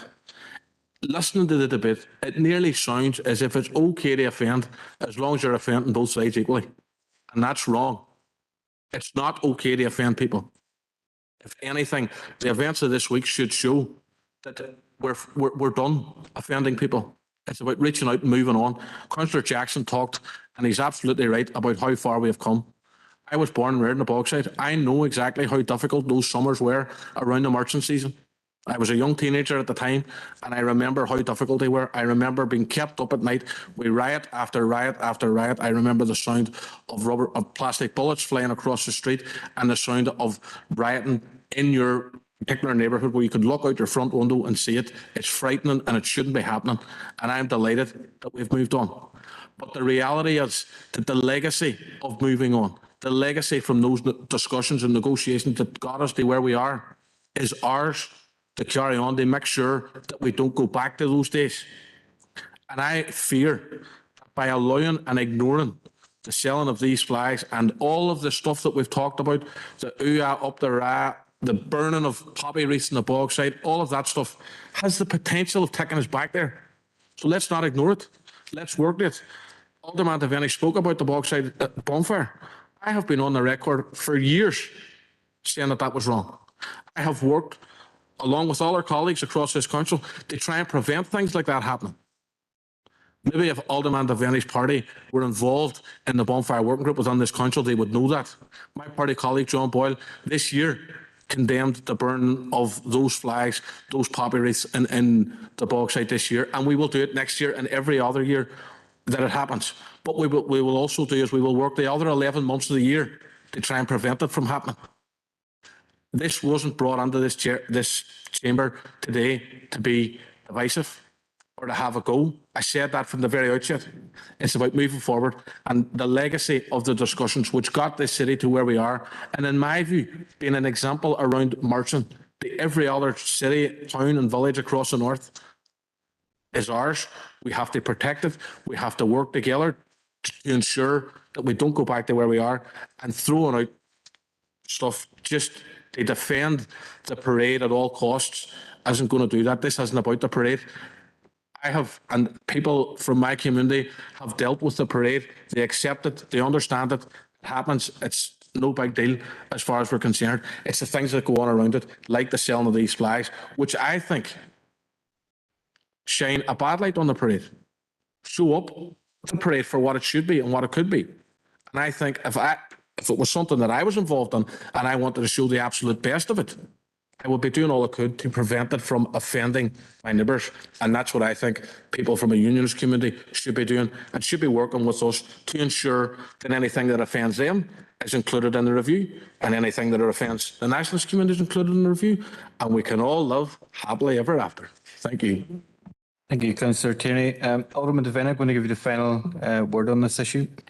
Thank you, Chair, for allowing me back in. And I want to just come back in on Councillor Jackson's discussion. I do agree the parading issue has moved on, and it has been a lot of hard work behind the scenes moving on, but we are in a better place than we were a decade ago or more.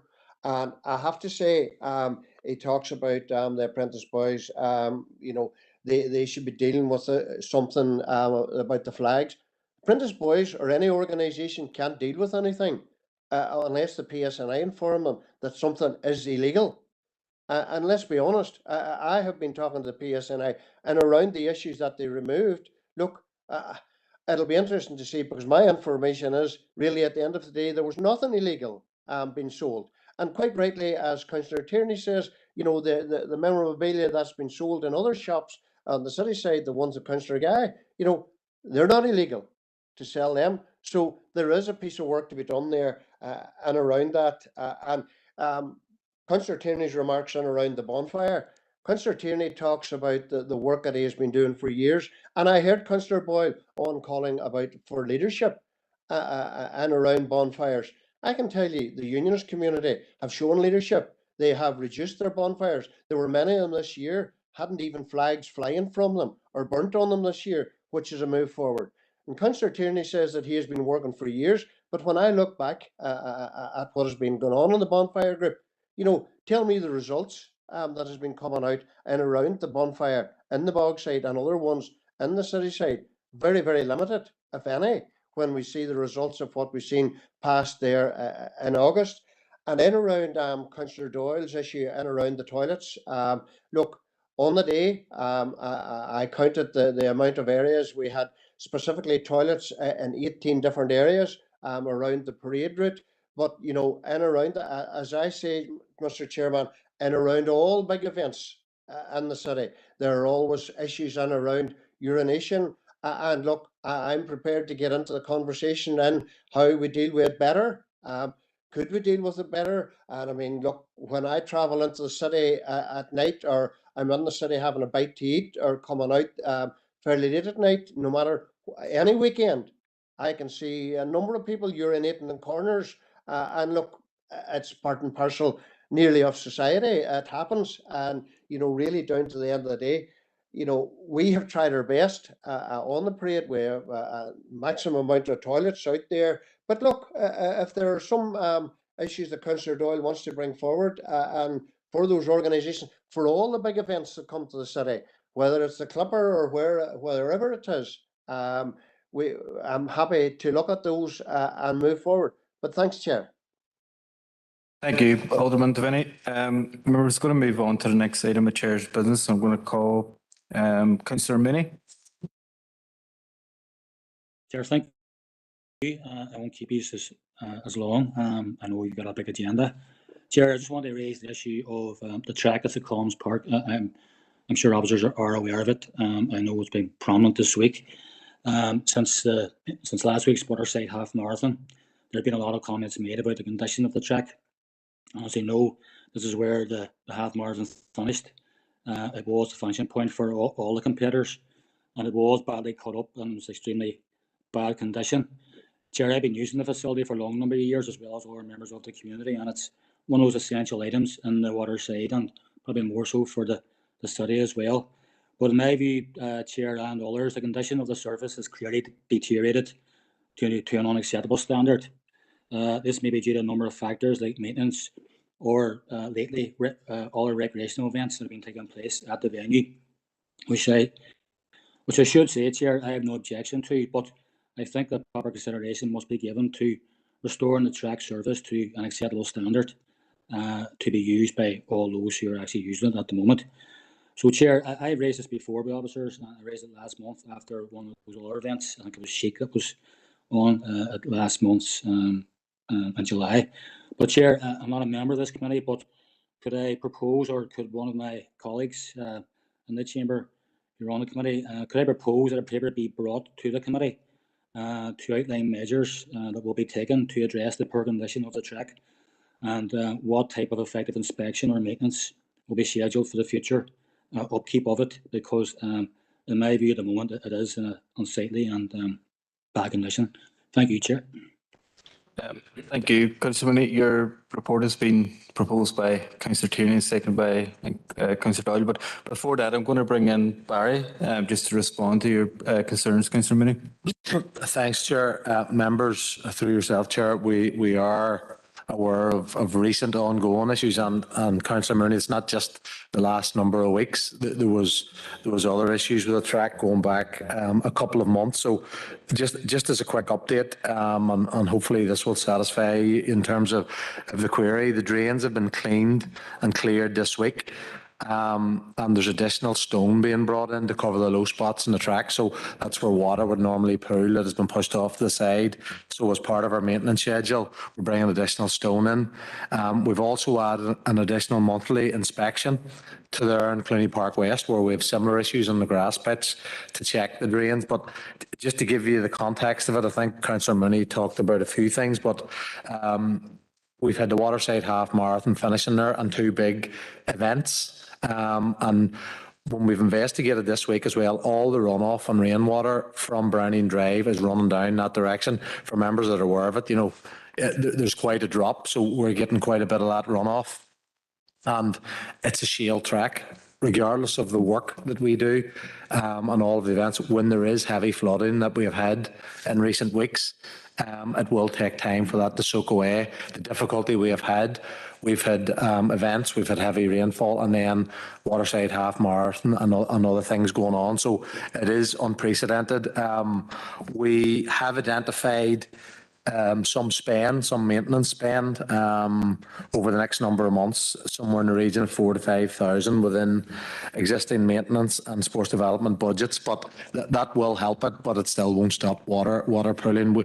We have costed what a major scheme would look like, Councillor Mooney, and it's in terms of hundreds of thousands. You know, members will be aware we do have this project added on the capital list, but members are aware we have a moratorium on spend at present around capital projects, but it is on a list. It is on a list, and officers have identified that. I think the last point as well was we did say when we brought papers in around large scale events that we would look at it after we've had a number of events, and was there damage. We specifically referenced the pitch.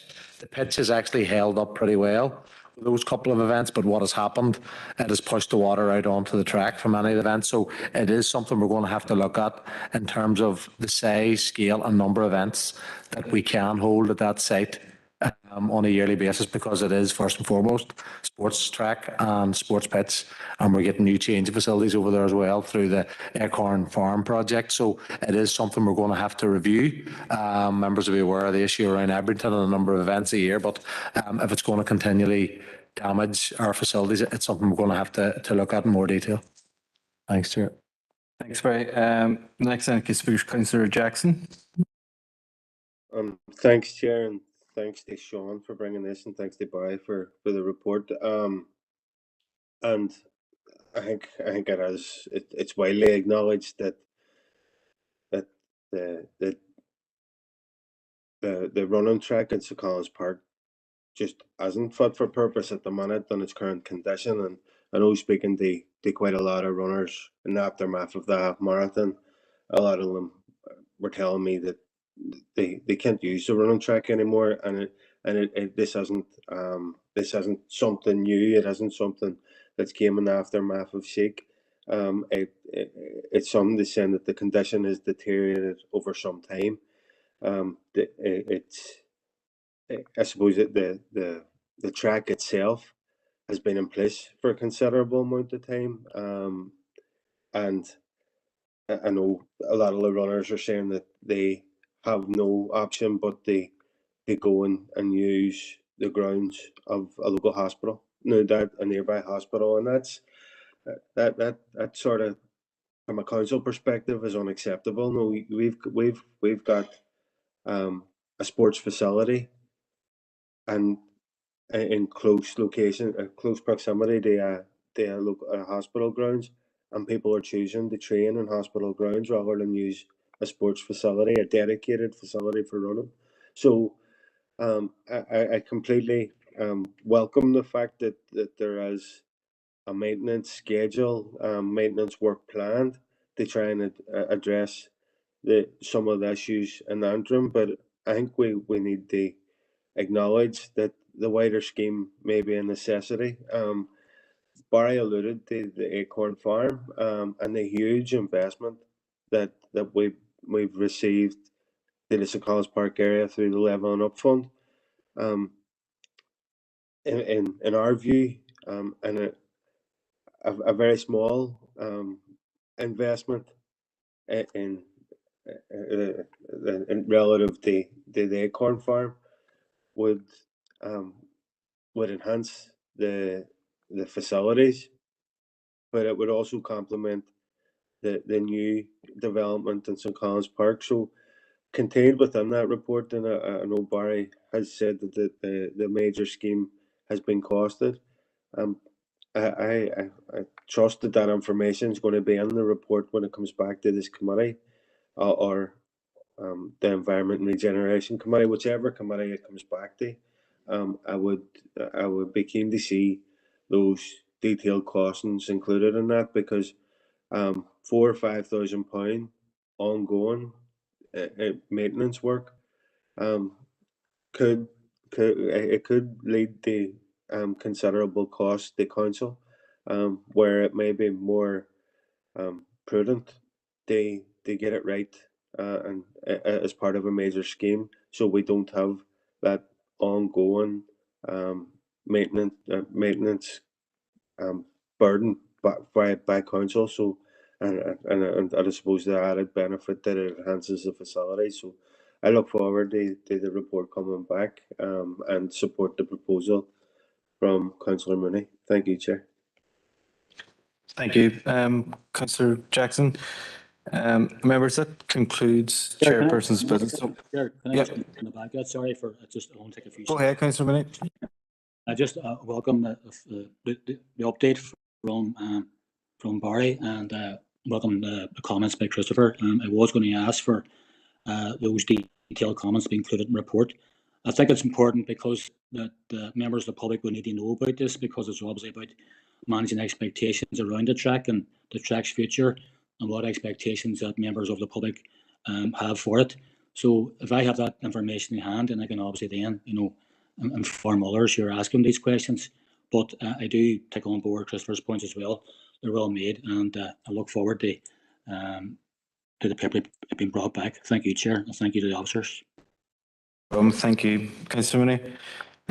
Members, item 7 is matters raised from the open minutes of Health and Community Committee held on Thursday, 21st of July. And that's pages 19 to 56. If members of any matters are raising, please let me know.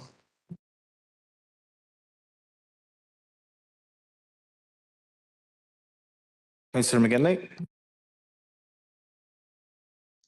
Graham Chair for letting me in. I just wanted to get a wee bit of clarity from Barry if possible. I did email him during the week in relation to the Foyle Arena's pool opening times. In the minutes of this meeting, I thought it was in relation to City of Derry Swimming Club's request. I had a constituent contact me at 11 in the morning to tell me that they had went to take their son for a swim at Foyle Arena, and they were told that the pool didn't open to the public till 1:30 in the afternoon, which brought me back to these committee minutes, which state on page 46, if anybody needs the reference there, that if the possibility of the pool being used on a Saturday between 10 and 12 would mean that there would be no public swimming at this time in both facilities. When I contacted Barry, I did get a response with the pool timetable saying that it was being used for the Learn to Swim programme. Is it the case that that takes up the whole morning in Foyle Arena from 9 in the morning through to 1:30, or what's the story? Because the response I got, and apologies Barry, but the response I got during the week wasn't well clear. And I'm just wondering where we stand on that, because the minutes do state that it would imply that there was public swimming at that time in Foyle Arena as well. Thank you.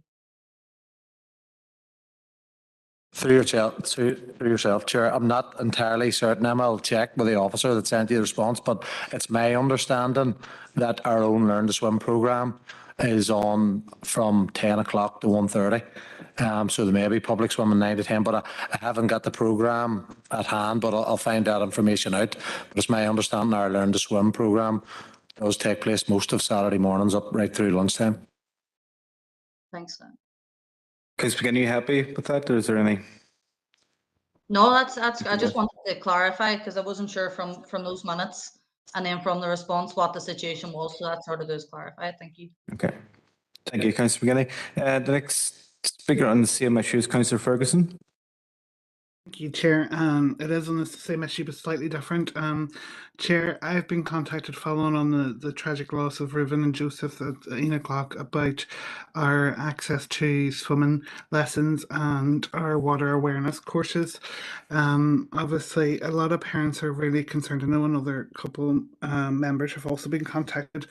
I know the Mayor is working together the statutory agencies to see in what way that we could make the Enoch more safe for our young people and for people who are accessing it. But as a council, I was hoping that we could possibly bring back a report to this committee on currently what kind of swimming lessons that we have. I know that they're oversubscribed. I know that they're in high demand. I also know that there's an issue with booking them.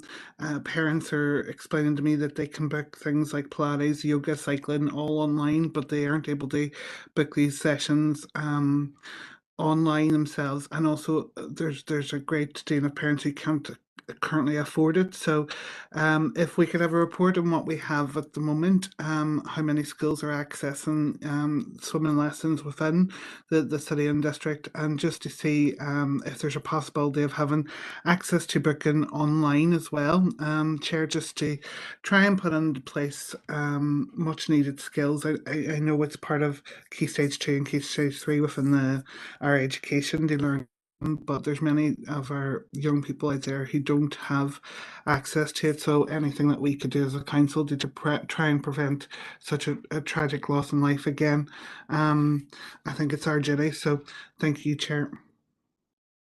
Thank you, Councillor Ferguson. About officers are going to bring back that report for you as soon as possible. The next speaker, Councillor Tierney. Chair, thank you. Can I just, on the back of Councillor McGinley raising this, just check with officers, are they aware, or is there a reason why the swimming lessons in Foyle Arena have been cancelled on a Friday and Monday? We have received some calls to say that they had been. Is there an issue there? And I just hear Councillor Ferguson there raising 8 o'clock. I'd also received a call from a resident out there who was concerned that council may have removed the jetty from the loch. Are officers aware of that? Following obviously the tragic events that happened out there, but the community out there were slightly concerned that this jetty has been taken away, and they're worried now that young people may make like a makeshift one, which obviously causes its own issues. So I'm just wondering, are officers aware of that? Thank you, Chair. Through yourself, Chair, I'll come in on the swimming lesson and let Seamus come in on the 8 o'clock one. In terms, yeah, I am aware as of yesterday around a couple of swimming lessons that have to be cancelled and put back. Those kids that have been cancelled will be getting an extensive swimming lesson programme for free at the end of Halloween as well, and it's down to resourcing issues. Two issues we are really struggling with getting casual swim teachers at the minute, and we'll be bringing in front of members a paper in October around this and around our coaching rate. That also has an impact in terms of our coaching rate and getting our recreation attendants to step up on shift in terms of the rate. And we've also this week had a number, 2 individuals who deliver those lessons one has been hospitalised and another one sick. So it's to do with a resourcing issue this particular week. We are facing similar challenges in other sites as well. Our tier 1 sites to do with being able to recruit casual instructors. We've tried recruitment exercises as well, but to no avail. So it's something we're aware of and we're working on, but it is probably going to take a number of months to actually resolve this. Chair, just to add to that in relation to Councillor Tierney's query about Ina Law, we have been made aware that the pier has been removed. We've made inquiries and I can confirm that Council had no involvement in that and is not responsible for that law. But we are making further inquiries and we'll keep you posted. A bit of Councillor Tierney? Yep, Seamus will keep you updated.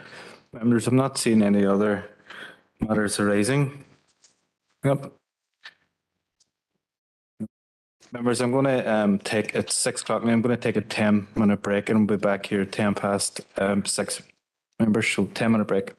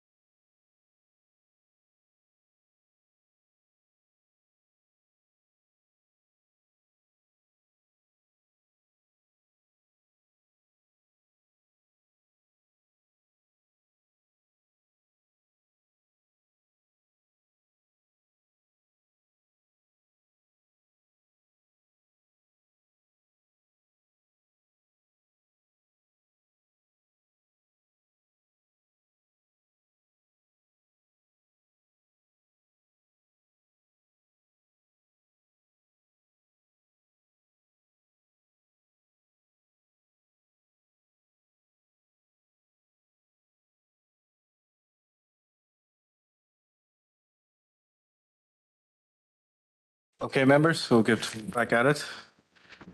Okay. Members, the next item is item 8, which is the Hardship Fund, and Una is going to take this item. Chair, thank you very much, and also thanks to Karen for accommodating me, for allowing me to bring this paper forward.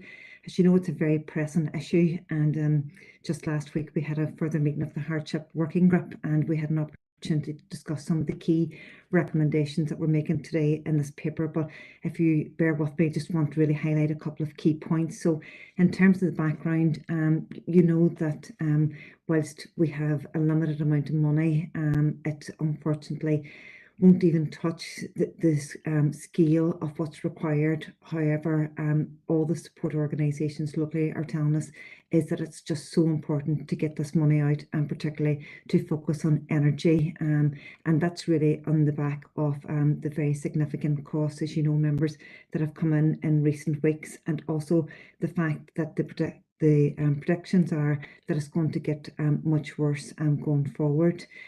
Members, also in relation to the background paper, we just make reference to the fact that there will be £400 energy discount coming by the UK government, and that will be available to all households.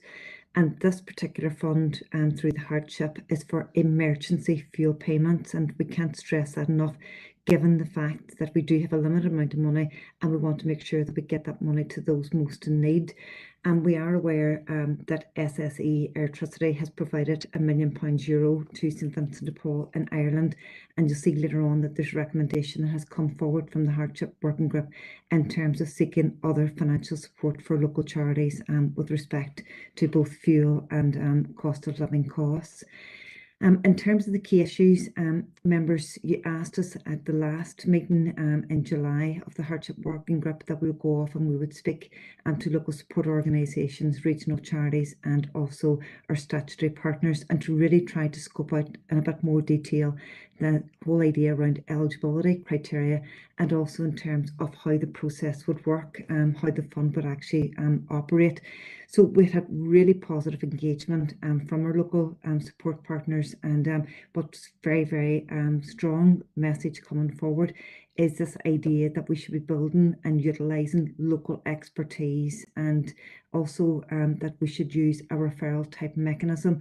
And this really is on the back of a lot of our organisations already working with vulnerable households, and a lot of our organisations already know those that are in need.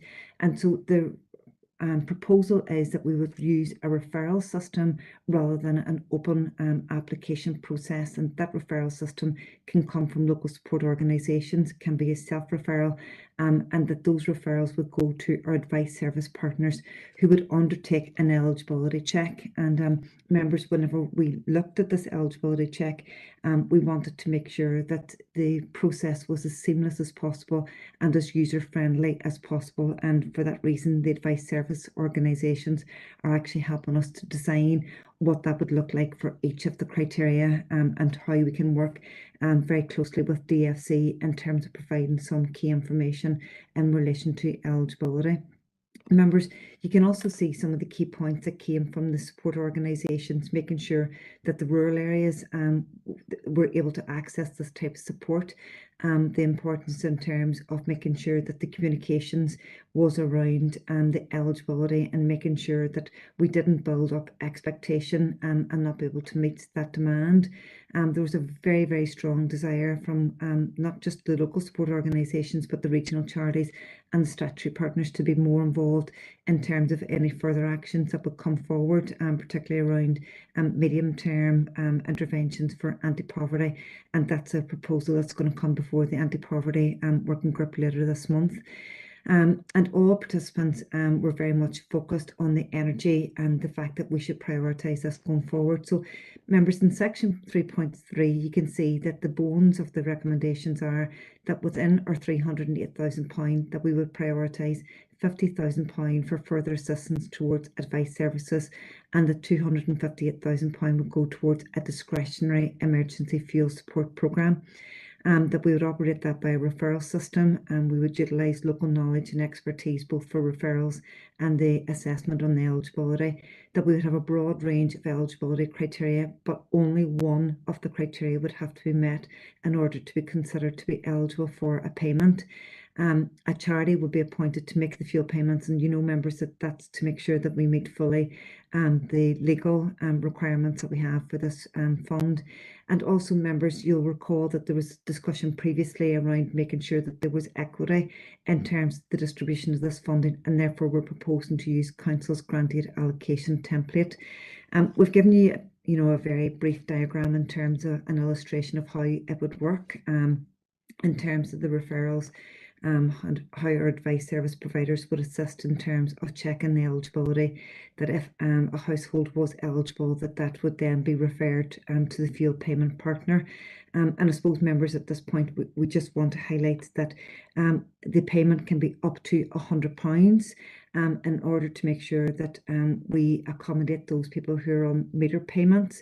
That we would provide a voucher, but the payment is either going to go directly to the fuel provider, or it would come in the form of a voucher with a code that would be put into the meter of the household that was to receive the support. Members, a household can only apply once, and some of the discussion that we had with the advice providers and the local support organisations, making sure that there isn't duplication in terms of how we administer this programme, and making sure that there's very clear communications between all the different partners involved, so that we don't overcommit in terms of any of the budget, and that we take corrective action if any is required in terms of any areas that maybe are not availing of the support that has been allocated to them. Members, 3.6 highlights the key criteria that we're proposing would be applied in terms of eligibility. You can see again that it's only recommended that one of these criteria needs to be satisfied. At the Hardship Fund Working Group, some members had indicated that they would like an opportunity to review this criteria and to come back with any further criteria that they would consider that we should include. For that reason, members, you can see in the recommendations that we're proposing that any additional criteria that are added, that can be approved by the Hardship Fund Working Group, so that we don't have to come back to committee or council in order to get that approved. So it means that we can keep continuing to move at a pace in terms of the delivery of this particular programme. 3.7 highlights the allocation template, so you can see that across each of the DEAs how much funding would be allocated. And as I say, it would be a maximum of £100 per payment, and some of those payments wouldn't be as high as £100 because obviously the maximum top up for example, gas is £49 if you're on a meter system. Members, we anticipate that there will be about £10,000 required for the administration, so that's for the fuel payment partner. That's what they will require in terms of processing these payments, and you can see that we are proposing that we would seek quotations for the appointment of that contractor, that payment partner, who would do those on our behalf. We've indicated an indicative time frame for what we would like to work on, which is obviously this week coming to yourselves in terms of recommendations, and then next week for the council meeting. We've had some very positive engagements this week with our advice service providers. We propose to continue with those next week, and also with our local support organisations, to make sure that we get this referral system as streamlined as possible, and also to make sure that we understand fully what the requirement is in terms of the eligibility criteria. At the same time, we'd be starting the process in terms of inviting quotations for the fuel payment partner. We'd make those assessments, and we would hopefully be in a position to start the programme then, week commencing the 17th of October. Members, we've indicated before some key issues around rurality, equality, and making sure that the process is really, really easy to use, and the referral mechanism will be really straightforward as well. You know where the budget has come from. We've indicated before the £308,000, and therefore, remember, the key recommendations are that we would have £50,000 ring-fenced for advice service provision to include any additional support required for the delivery of this programme. So the advice service providers are way off now to give that some consideration. The advice service panel would reconvene to look at the balance of that £50,000 and would be making recommendations that would come forward then to Health and Community Committee at a later stage. Members of the £258,000, we're proposing that we would look to use a referral mechanism. Our advice service providers would help us in terms of being able to assess the eligibility. We'll seek quotations for the appointment of the field payment partner.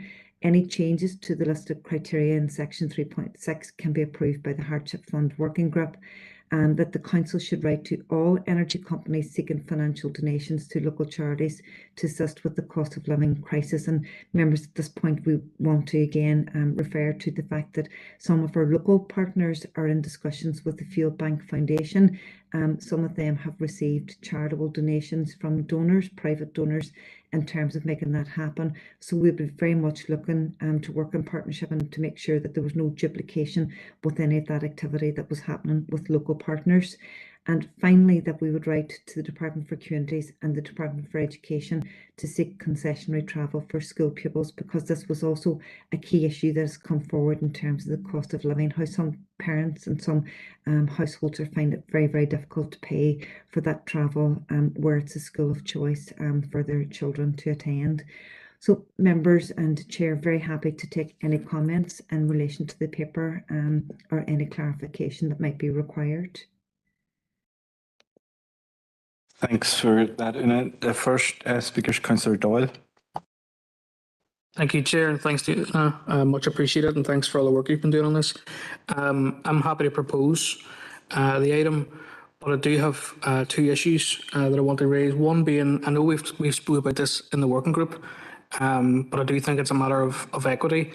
With regards to people who need support for gas, obviously if you're a Firmus customer going into October now, you're going to lose effectively just over 13 units with the disgraceful pay rise, or sorry, not pay rise, price rise in their gas. If, for example, I know we can only offer £49 at a time for someone to top up, but I'm not comfortable that we can only that we're going to be able to offer someone £100 for electric or £100 for oil, but only £49 for gas. I'd like to see how we can maybe work out that everyone has been given the same amount. So, if, for example, if someone comes forward and they have gas, either that we try and help them with 2 payments. I don't know how we can do that, but let's discuss it. Or if, for example, they come forward for £49 for gas and the rest on electricity, I think we should make sure that everybody gets the same amount. The other aspect of it is, I've spoken to a number of support organisations and campaigners over the last, since we had the discussion around the criteria, and it's very broad. And in terms of how broad it is, I don't necessarily have an issue. But it was felt by some that rather than the full list of criteria that we have, that we should actually just keep it to households that have an income under 40,000, because effectively that covers everything else.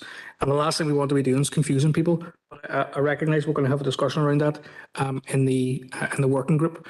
But certainly with regard to the gas customers issue, I would be very keen to ensure that there's equity amongst all the applicants. So we'll be happy to hear how we could do that and take that discussion forward. Thank you. Thank you, Councillor Doyle. And is there anything you want to pick up on there? Thank you, Chair, and thank you, Councillor Doyle, for your comments.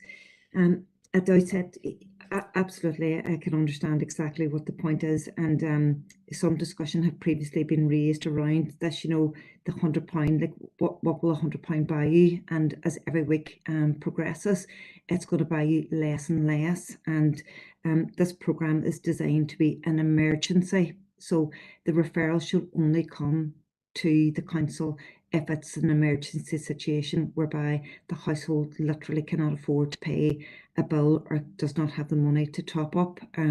So if the principle is that it can only be one referral per household, there's no reason why you couldn't say that referral could get to £49 top ups if it was deemed that the emergency required to £49 top-ups, and I think that that's the flexibility that could be implemented with respect to that. In terms of the criteria, you know, the whole idea is having as much criteria and to make it as discretionary as possible because of the situation that we find ourselves in for an emergency. So on that basis, I would propose that all the criteria should be kept, because it's the referral that's coming forward. So the individual themselves doesn't have to define which of those criteria they best fit. It'll be the advice service providers that are actually assisting to identify if they're eligible or not eligible. So happy to take other members' comments in relation to that, but that's the current thinking in relation to it. Thank you, Una. Councillor, do you want back in? Yeah, thanks, Una. Thanks again, Chair. Certainly, and I understand what we're talking about in terms of hardship and the discretionary aspect of this for people who are supposed to be in emergencies. But certainly, with regards to the £49 for gas, you know, losing 13 units now for you know, you can imagine a household when they're putting £49 in during October when this price rise takes place, is going to push people into more and more difficulty. So I would be really keen, not just on a case-by-case basis, but on a universal basis. If someone comes to us and they need gas, I don't feel comfortable giving £100 to others and only £49 to people who are using gas, which is something that has exponentially increased over the last number of months. On the criteria, I take a point. I just think we need to communicate it a wee bit better, but no issue with that. Thank you, Councillor Doyle. The next speaker is Councillor Michaela Boyle. Thank you, Chair, and thanks to Una for bringing back that report, and it's good to see the the broadening of the eligibility criteria. One thing I know, I'll go back to the rurality and the scale of fuel poverty in rural areas. And whilst I do note that, you know, this initiative won't be publicly advertised, I think it's important that we do, though, inform those, I know, the self-referral and the referral from groups and organisations and individual referrals.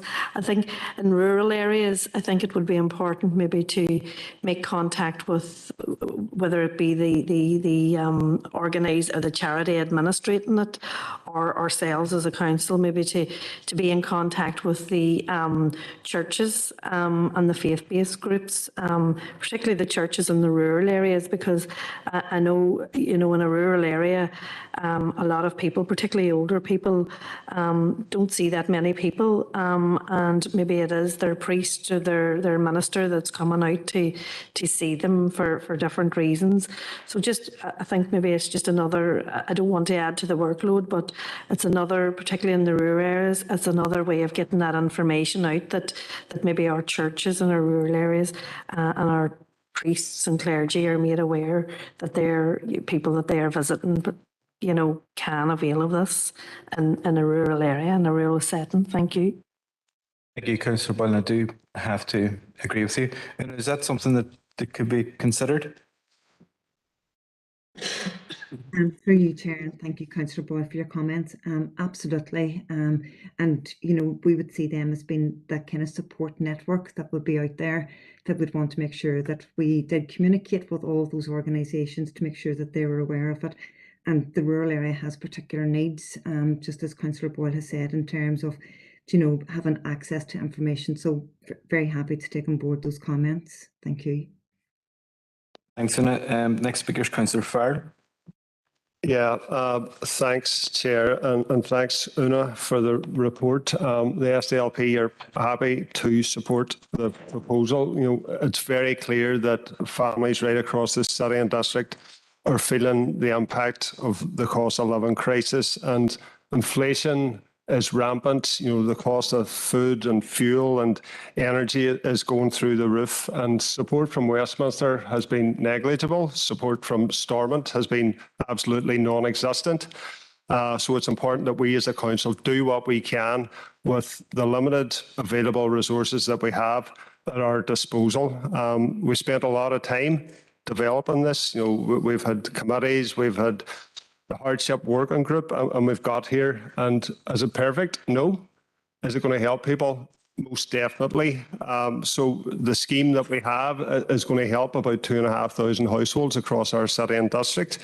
But we have to accept that there are powers out there in Stormont and in Westminster that have much deeper pockets than this council, and they're not doing enough to help people that are facing fuel poverty, that are trying to survive through this cost of living crisis. And only last week, Liz Truss, when she became Prime Minister, introduced an energy cap that we're all going to be paying for years through taxes and borrowing. And at the same time, she chose not to implement a windfall tax on these energy giants that are expected to make excess profits of over £170 billion this year. They have the power to fund this properly. We can do what we can, and we are doing what we can, but Westminster have a massive role to play in this, and they're not doing enough for anybody in this city and district. But happy with the proposal. I had a similar question to Councillor Doyle about the gas. It's not fair. If we are saying to families across the city and district that we are making £100 available if you're in an energy crisis and you can't pay your bill, the same should apply to a gas customer as an oil customer and to an electricity customer. But can we just clarify, my understanding, and I'm not a gas customer, is that the method to top up a gas meter is done through a pay point, and you only can put £49 in at a time. Can they not just get one £49 voucher and another and a £2 voucher just to make it up to £100 and just go, there you go? Is that what we're proposing here? So it should be. Una, if you want to come in. Yeah, thank you, Chair, and thank you for Councillor Farrell for your comments. Just as Councillor Doyle has indicated in his last comments that he didn't think that it should be by case basis, that it should be universal. That's what I'm taking as the recommendation coming forward, that we should be given whether it be oil, electric or gas, that they all get the £100. So we would just make those arrangements with the fuel partner to make those payments. Thank you, Una. Next speaker is Alderman Devaney. Thank you, Chair, for allowing me in. Look, I don't think anybody has seconded the recommendation, and I'm very happy to second the recommendation. And look, at the end of the day, I want to say thank you to Una for the amount of work that has been carried, and the members of the Hardship Working Group. It's a huge piece of work for us, but it's all down to the delivery mechanism of this money, and I think Una has got it right here. And around the issue about the gas, the £49. I do believe if you're a gas customer or whatever, you should still, if you're in difficulty, you should be able to receive that £100. But the criteria that you have down here, Una, I am very, very happy with it. It's fairly broad, and you are right. It is, as what you said, emergency money for those who are really, really in depths. And look, quite rightly said, I think one of the rest of the councillors did say it will help. This £100 will help about 2,500. At the minute. Look, I do agree. I'm writing to all those big energy providers. Look, you're making millions and billions here. Let's see if you can have any input to the crisis here. I appreciate that very much. And look, the windfall tax, I know me personally, I would be taxing them, but that's for a higher authority than myself. But look, I think taken on board, yes, as prices increase, they're nearly increasing weekly or fortnightly, and it's not 1 or 2%. It's crazy increases, 30-odd%, which is unbelievable in 2022. But we are where we're at, and I think the important thing is to get this sorted out, that we get that £100 out to everybody as soon as possible. And I do appreciate Una said sometime in October. And just look forward to that money going out to help those people who are in dire needs. Thanks, Chair. Thank you, Alderman Devaney. Next speaker is Councillor Ferguson. Thank you, Chair. Thank you, Una, for the report. I must say, Una, you've been you've taken on board a lot of the councillors' concerns when it comes to the hardship working group and the flexibility within the report, and the mechanisms that it's going to be delivered are as flexible as they can be. I agree with Councillor Doyle around the gas, and I think you've alluded to that, that there will be ways in which that we should be able to offer more than £49. We are looking into an absolute dire winter. I don't know how families are going to cope. I don't know how anybody's going to cope with the increase in costs across the gas, the electric, and the home heating oil. And again, council is stepping into the void from our political, from the political assembly not being up, and council are trying to do what they can, and it's a little amount, but it hopefully will help those people in the most dire situations. I really appreciate the report and the way you've outlined how quickly we can try and get it out on the ground, and I can see that we're hoping that it'll commence on the 17th of October, and I appreciate that it will be open to as many referrals as possible. So well done, and the team. I know you've put a lot of work on this, and I know you've done a lot of consultation with us, and you've worked really well with trying to include as much as possible within the criteria, and to include the fact that the working group are able to adapt and adjust when needed, because we know that there will be situations that arise that we haven't thought of that will need to be covered. So well done, and thanks again for all the work. Thank you, Councillor Ferguson. Next speaker is Councillor Tierney. Chair, thank you for bringing me in, and obviously Councillor Farrell has spoken on our behalf, but just one question. When we're talking about the hardship working group and what it is we're looking to do, we're always talking about gas, electricity and home heating oil. It may be few and far between, but there will be some people, particularly in a rural setting, whose only source of heat is from an open fire. Is there an opportunity there to provide them with fuel as well, via most likely the same companies that provide the home heating oil, but is that something that's available to them as well? Because what we don't want to be doing is to be excluding people. We've said that from the very, very start. And another point that I would maybe just ask officers if they could check this out, just to make sure that it's genuine. I've been made aware that Choice Housing are offering all tenants some help and support as well. £100 towards electricity, £98 towards gas, and 200 litres of home heating oil.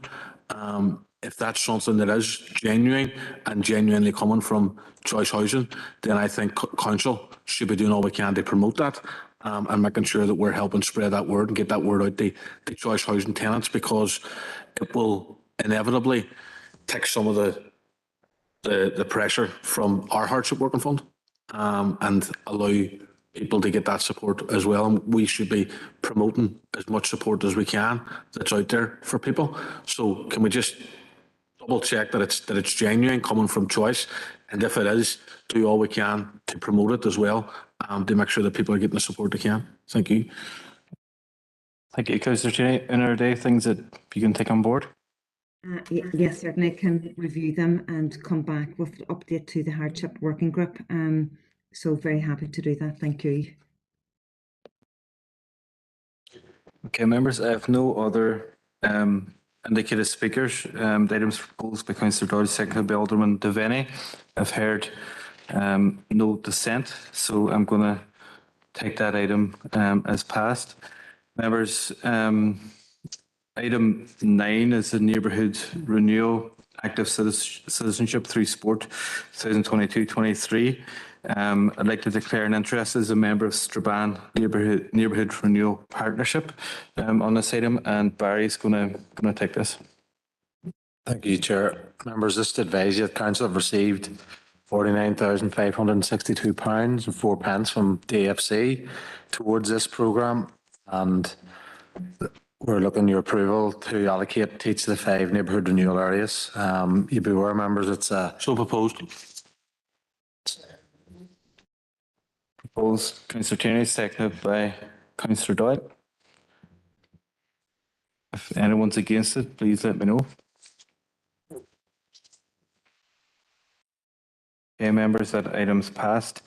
Item 10 is the Central Grant Making Model 2022-23 Action Plan for the Ballyrarnet and Derrick DAs. And again, I declare an interest as a member of the Derrick Local Community Growth Partnership Board, and Barry's also taken this item.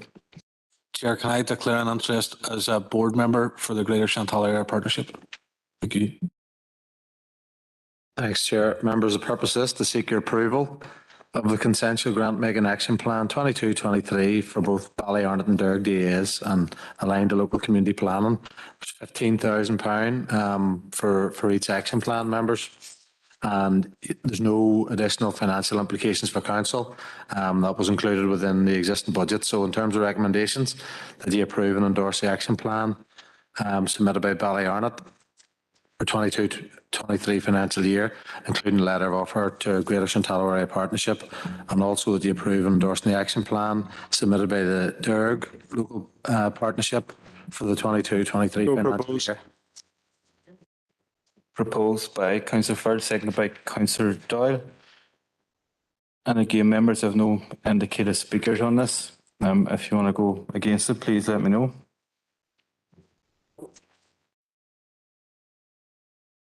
Okay, members, going to move on to item 11, which is CSP, Fair Funding Salary Uplift 22-23.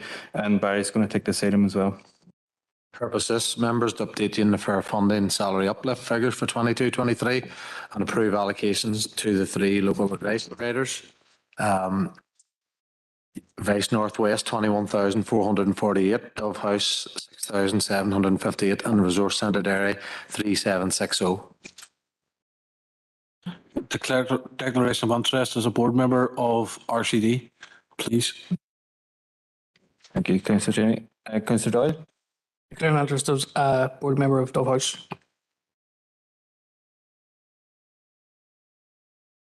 Okay, if anyone wants to speak on this item, yep, Councillor Ferd. Yeah, I don't want to prolong proceedings, but in terms of the fair funding, the last item we had in this was in March, where there was 90 grand that we allocated to the 3 advice providers, and now it's 32. So just a quick question around the disparity. And the 32, it says there's a letter offer for 22-23 and 23-24. Is that 32 for this calendar year, or is it 32 spread over this year and next year? In section 3.3, it states the funding must be specifically allocated as salary uplift for the financial year beginning April 22 to March 23. So it's the full financial year.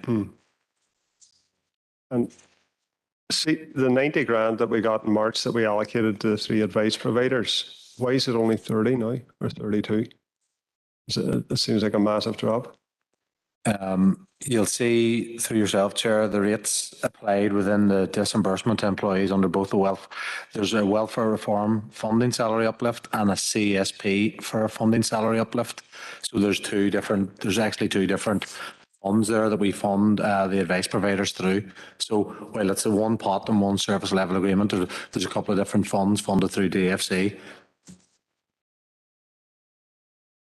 Yeah. Members, there's no other indicated speakers. Can I get a proposer and seconder for item 11? Councillor Fire proposed. The second. Yeah. Councillor McGinley, second. Okay, members, there's no one going against item 11, so take that as passed. Just to let officers know there's a number of declarations of interest in the chat box, which will be noted.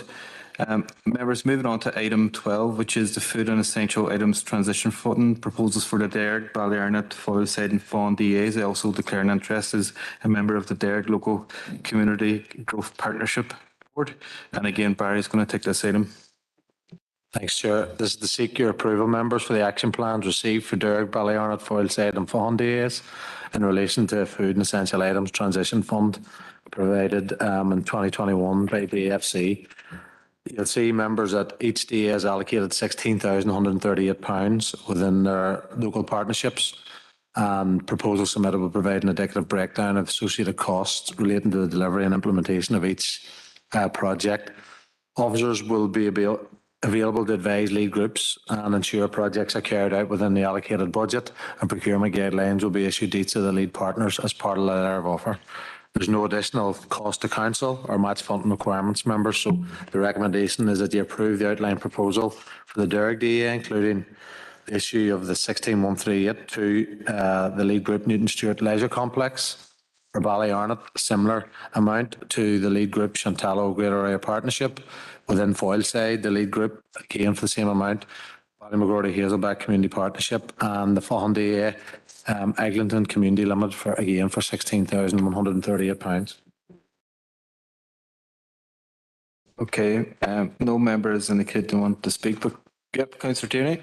Thank you, Chair. And I'll declare an interest as a board member of the Greater Chantal Area Partnership and a member of the Ballyarnett Local Growth Partnership, but I don't think that should restrict anybody from speaking on this particular item. And I'm happy to propose that we go with the recommendations. I think it's important that we are supporting groups that are trying to help people transition from emergency food supply and finding more suitable pathways. So I think it's key that council are doing all we can to support the groups. I know Barry said that officers will be on hand to lend support to those groups. I think, you know, when we're trying to address the wider issue around poverty, particularly food poverty, we have to understand that we all, every organisation across the city and district, in a small way or in a big way, have a part to play, and it's important that we're all working together. So I think programmes like this and making sure that we've got funding on the ground to support groups that are trying to do that is vital. But the partnership working is vital, and I know that the groups, and I've already declared an interest as a member of the GSAP board, but I know that they benefit greatly from the help and support from officers, so it's only to be recognised and welcomed. Thank you. Thank you, Councillor Tierney. Councillor Farr. Second. Yep. Seconded by Councillor Farr. Again, members here, no dissent on this item. We'll take that as passed. Members, moving to item 13 is the free admittance for over 65 to council leisure facilities, and Barry's taking this item. Members, just to update you on the quality impact assessment consultation carried out on the motion regarding sports facility pricing policy and schedule of charges, and to seek your approval to defer a decision on the policy until further analysis is carried out on other groups that may be affected by a change in the policy. Members, you'll be aware there was a notice of motion on council. You'll see it within section 2.1. And we had an elected member workshop on the 31st of May where members were presented with a lot of the findings within section 2, together with an update on potential costs that would be incurred with implementing any changes.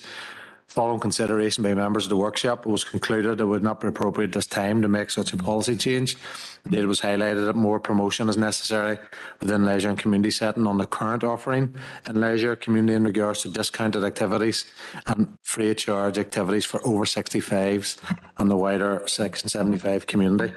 And just for information, members, the revised policy has been screened out for a quality impact assessment. So in terms of recommendation, members are approved to defer a decision on the policy until further analysis is carried out on other groups that may be affected by any change in policy and the service usage breakdown in 21-22. Thanks, Chair. Thanks, Barry. Councillor Doyle. Very quick, Chair. Just any timeline in mind, Barry? Is there when we might get to the next stage of this? Through yourself, Chair, we will be, now that we have returned the post-COVID environment, Councillor Doyle, we didn't have a lot of figures in the last number of years, so we want to see from this financial year to the conclusion of this financial year that we have a full picture in terms of all of those groups and the analysis, and there'll obviously be discussions linked to prices and all within the rates and inflation and all that, so we would conclude that this will be done probably at the end of the financial year. Thank you. Any other members want to come in on this item? Can we get a proposer and seconder for 5.1? Proposer Brian Tierney, seconder. No. I wasn't advocating. I was definitely wasn't advocating to propose it. I fully understand the reason and the rationale, I suppose, in many ways disappointed that we actually can't follow on. You know, I remember the notice of motion being brought, and I remember the support that it got across the council. I think it's unfortunate that, you know, we find ourselves in a position where we don't have, I suppose, the full raw data to see what the implications is going to be. But I think that's going to happen across a number of things that we're looking to do within council and within wider society. So I know that the recommendation says that we defer, and I know Councillor Doyle asked the question around a time frame. Is it realistic that we're chatting, you know, May next year before we can even see this paper being brought back to us? Yourself, Chair. In terms of even any updated pricing and schedule of charges, Councillor Tierney, what we're doing, if you remember from the analysis, what came through is that there are many other groups that, you know, in terms of EQAA, have been determined that, you know, they should also be looking at concessions along those. Also looking back to the over 65s, the current concessions that we have in place. So we've quite a bit of body of work to do, and also linked to any inflationary increases that we may have, you know, around prices as well. So it is likely it will be certainly early in the new year. It mightn't be as late as May, but towards the end of the financial year, where we've current at least a 9-month picture of our income within our leisure setting. So it mightn't be as late as May, but it certainly will be at the earliest late autumn, late winter, early spring. Okay, members, we still need a proposer and seconder. Proposed Councillor Doyle, seconded Councillor Farr. I'm not hearing anyone go against members. We'll take that as passed. Members, item 14 is the shared management agreement, Oakland Park Community Centre, and Barry's taking this item.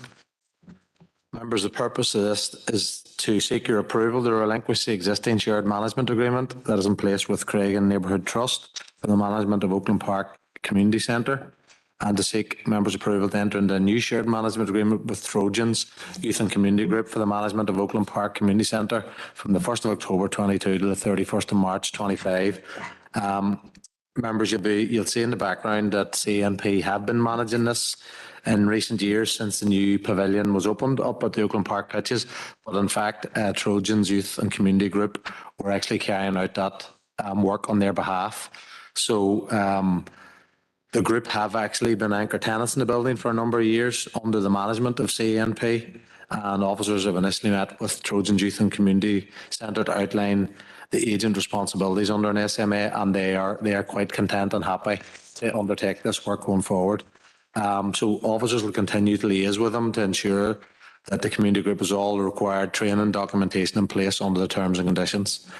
And you'll just see within the financial and legal section, this is a legally binding document, members, between the council and Trojans Youth and Community Group, and it will take us up to 31st of March 25.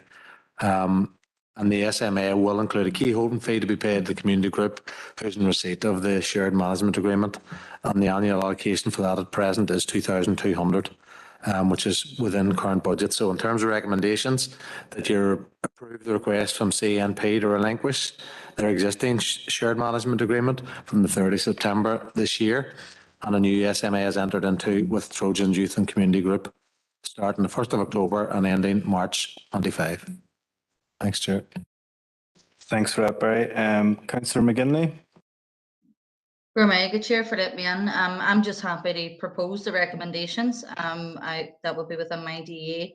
My party colleague Patricia Logue has met previously with Trojans in relation to the same issue. And as a party, we're happy to support the transfer of the SMA from CNP over to Trojans. So I'm happy to propose. Thanks. Thank you, Councillor McGinley. And we have Councillor Doyle seconding. Yep, Councillor Tierney, go ahead, sorry. All right, Chair, thank you. All we're really being asked here to do, Barry, is and Councillor McGinley actually said it, transfer the agreement from CNP to Trojans. In relation to the key holders fee, 2,200, I assume that was the key holders fee that CNP were getting anyway, so this isn't looking for new money, it's just transferring the money as well, is that not right? Through yourself, Chair. Yeah, that's correct. Yeah. We have no issue in supporting that whatsoever.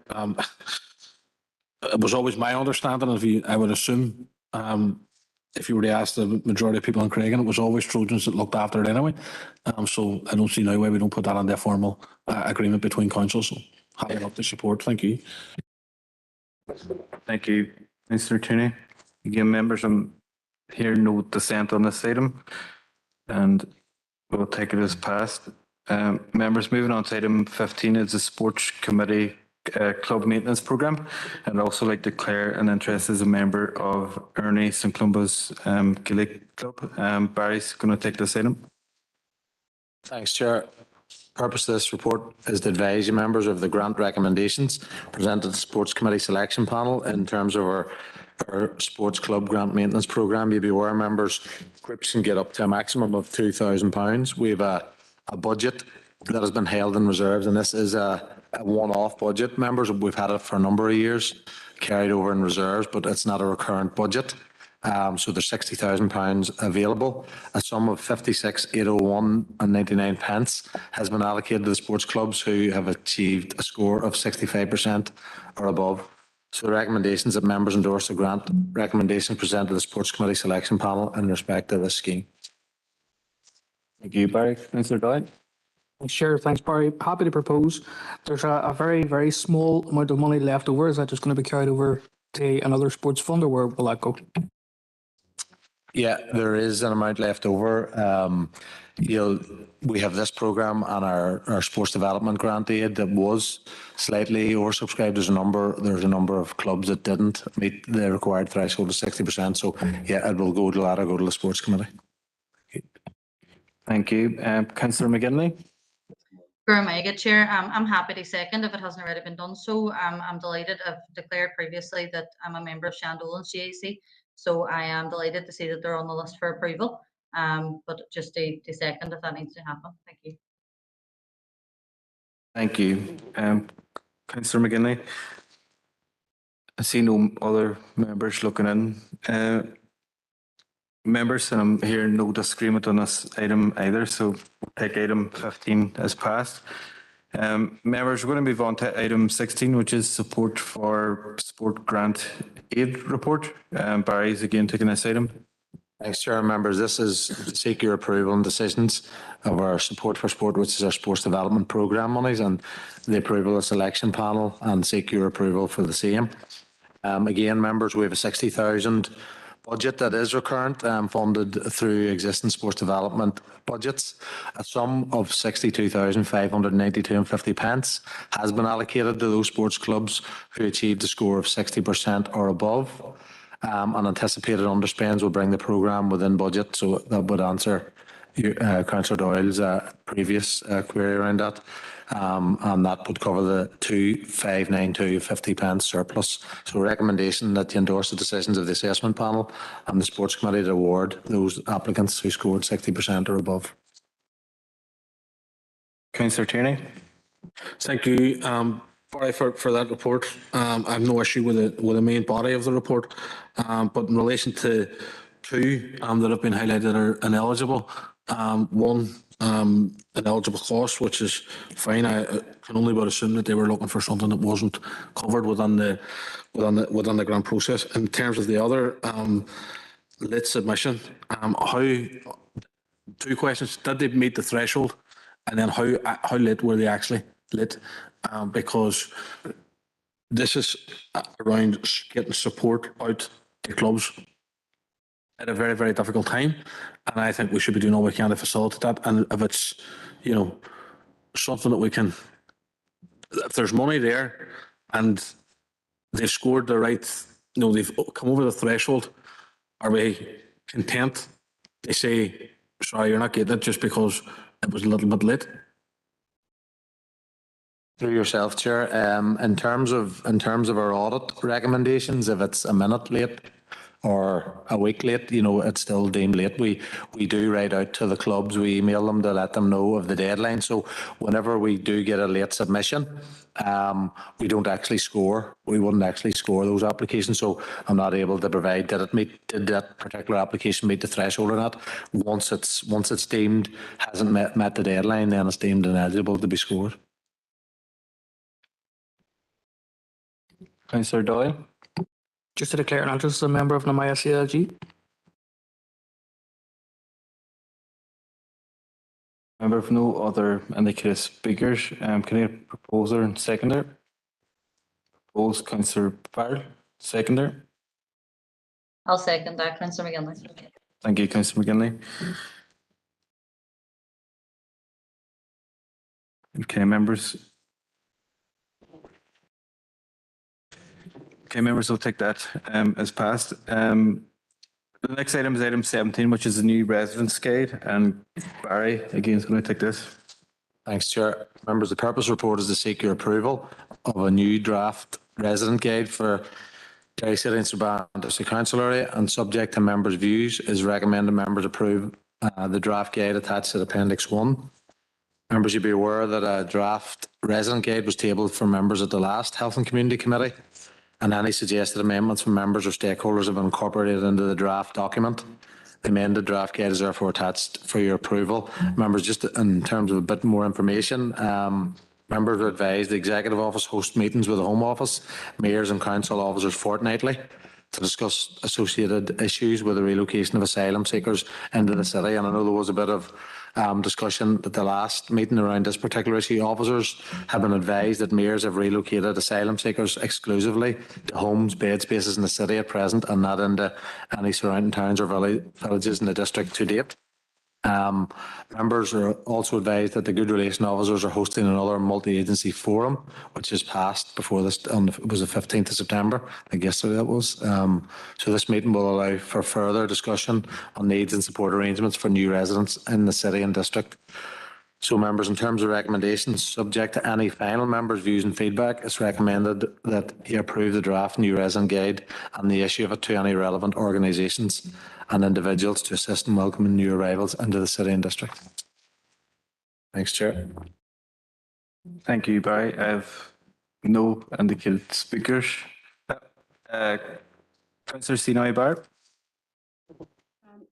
Thank you, Barry, for the report. And it's good to see that the comments made by members were taken on board and the Councillor Sinai Barr, we're finding it very difficult to hear you in the chamber here. The volume's quite low. Can you hear me now? Do you hear me? It's a little bit better. Okay, so just to commend officers for taking on board all the members' comments and also for consulting with stakeholders. I think the changes are visible and it reinforces the importance of co-designing. And I'm very happy to propose that the committee approve the draft new resident guide as it is. I find it very comprehensive and it actually provides practical advice that is essential while trying to settle in a new environment. But I would also want to commend on Council for taking part in the operation group. I think that update of getting the updates all the time from groups like MIAS and TEO, it's really important. This also the importance of getting updates about other engagements with other statutory agencies. I've seen that there is a separate engagement process with the health sector in relation to the health needs of people seeking protection in our city. And this is really important. We do know that most people coming here have made very difficult and dangerous journeys, which really affects them. And some of them are people who have gone through torture and they're traumatized, and their health needs are, it requires a lot of support here. I think there is a clear need for trauma services in the city, particularly also looking at supporting the newcomers who are coming, who are taking these really difficult journeys to the city.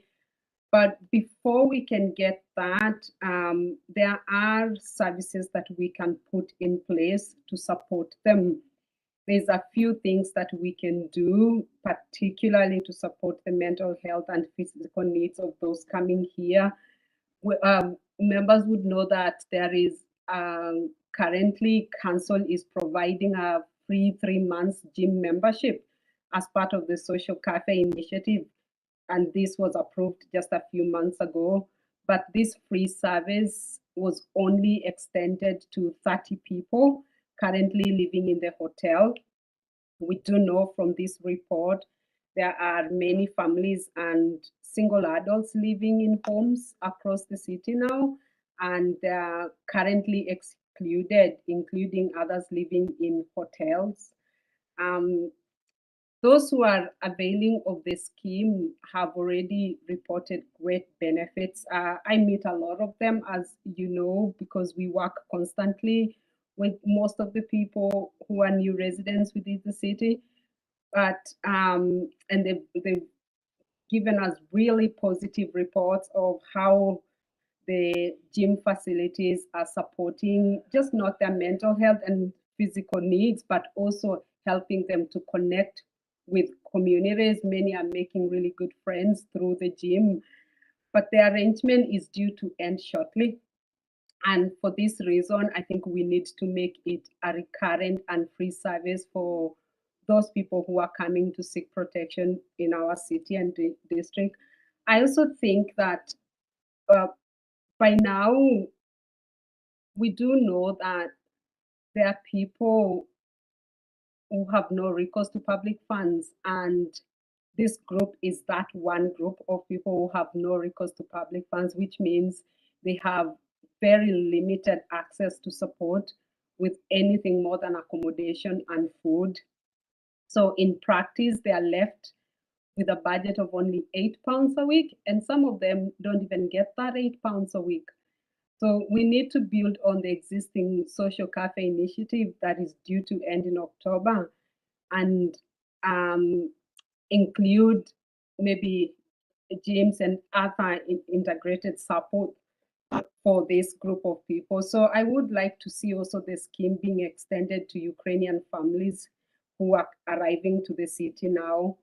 While the Ukrainian families are in a slightly better position because they access the recourse to public funds, in practice, it is taking more than 8 weeks for some of them to begin getting any money into their banks. The process is quite lengthy.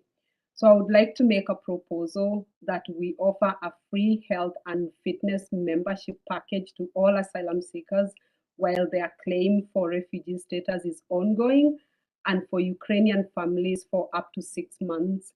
And this would enable both groups to be able to access all council-owned gyms, pools, and classes. In essence, what we will be doing is we are providing people the really support that they need initially as they try to settle within the community.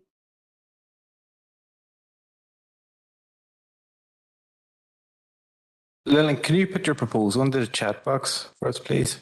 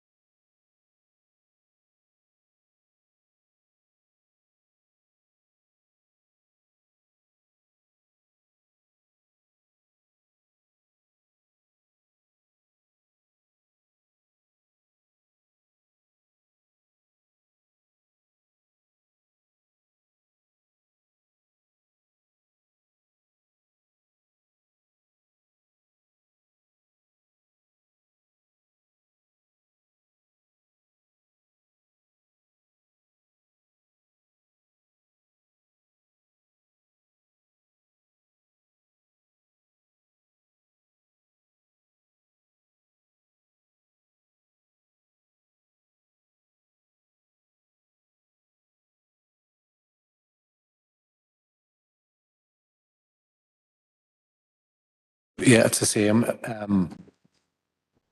In relation to the previous paper, we've done quite a bit of EQAA analysis around the groupings and why you would give free or concessionary access, and there has to be an evidence base around it all, so it would open up quite a few challenges for us from an equality perspective.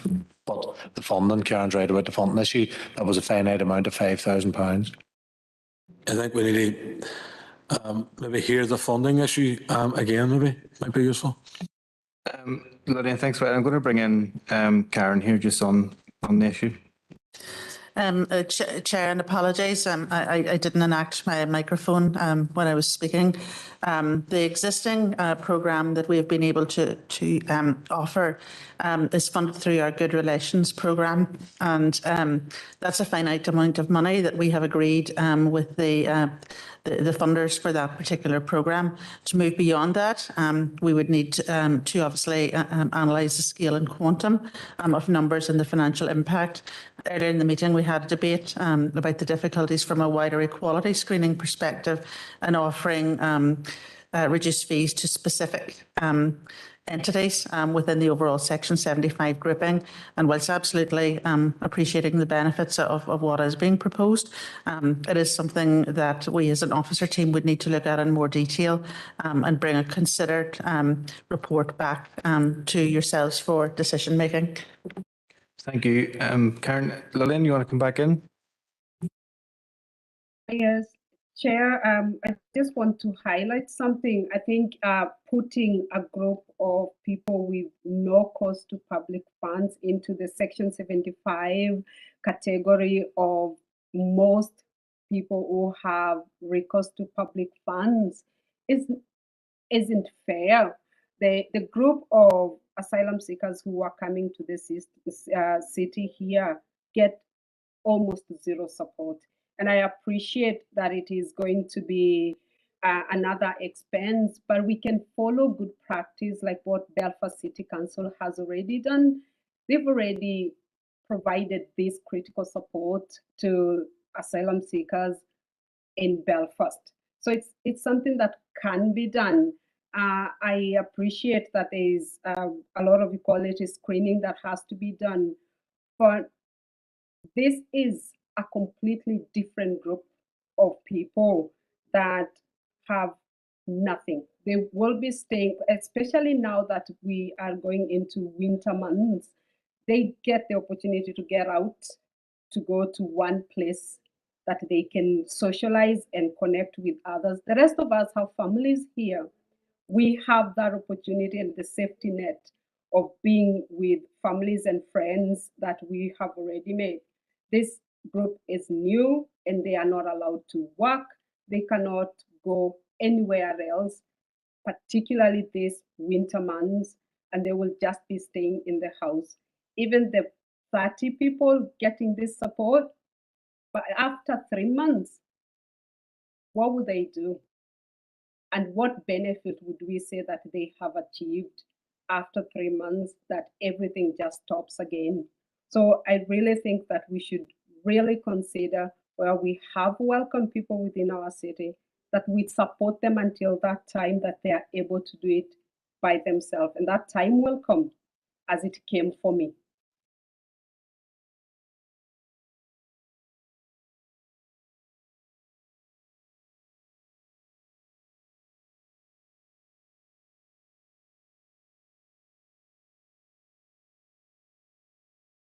Sir Doyle, go ahead. Bit of a suggestion, Chair, from what Lillian has said, particularly with people who have experienced trauma. I know that the Victims and Survivors Service fund a number of organisations in the city that undertake complementary therapies, some of which involve what Lillian is talking about. It might help rather than, because I think there'd be a difficulty from what we're told about us doing this. Is there a way that maybe we could reach out to them? As a former user of Wave Trauma Services, for example, they offer a range of those things. Through that service, is there maybe a way we can accommodate what Lillian is talking about for through that way, rather than us maybe going down a route from within council that is going to maybe not get to where she's looking to go. Thank you, Councillor Doyle. Karen, is that something that you could look at? Yes, Chair and members, we're happy to explore those partnership opportunities and include those in the report options that we bring back.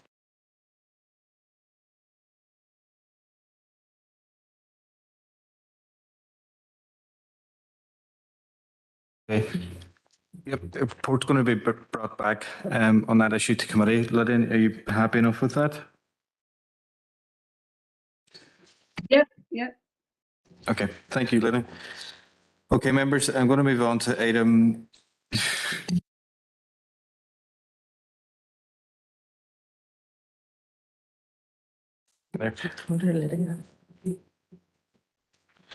Okay, members, I have a proposal for item 17, but I don't have a seconder. Yep. I'll second that. Yeah, Councillor McGinley. Okay, members, I'm going to move on to item 18, which is review of pavement cafe licensing fees, and Seamus is going to take this item. Thanks, Chair. The purpose of the report is to provide members with an update on the review of pavement cafe licensing fees and seek approval of the fee structure with the commencement date of the 1st of April 2023. Members should be aware that Council agreed to waive the fees for pavement cafe licences during the pandemic. Council has consulted licence holders, applicants, Hospitality Ulster and the general public, and no objections have been received in relation to the proposed fee structure. And it's recommended that members approve the new fee structure with the commencement date on the 1st of April 2023.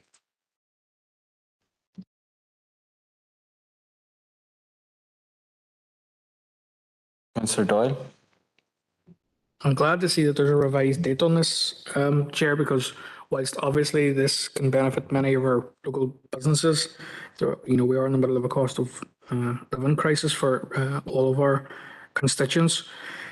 In terms of, and maybe this is just a technical thing, in terms of what we have recently discussed with regards council finances, it covers the term that this leads up to, i.e. April 2023.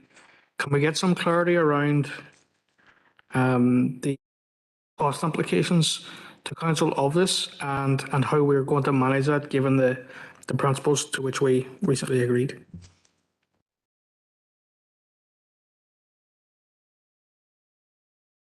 Members, I just want to bring to your attention, in terms of the proposed fee, we've reviewed it based on full cost recovery, and there has been changes to personnel salary costs within the department, and that's the reason why we've been able to reduce it. We've also compared it with some other local councils, and it's in a comparable rate with those as well.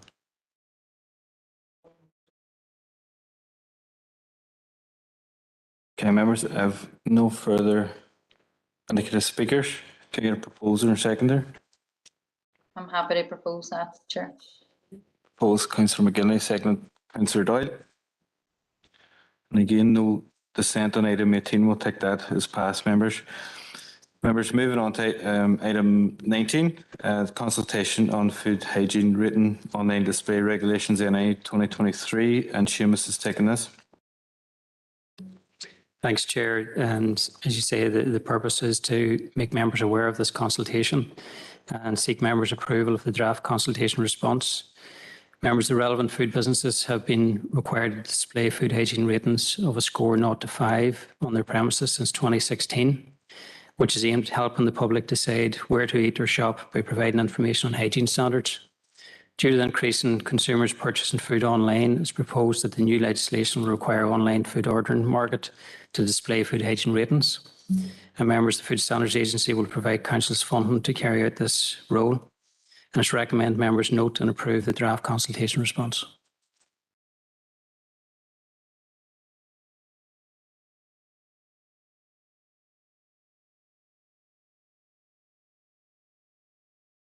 Proposed. Proposed, Councillor Farrell. Second, Councillor Doyle. Seems unanimous.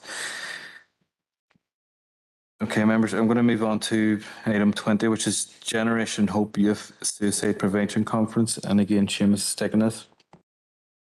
Apologies. Yep, Councillor Doyle.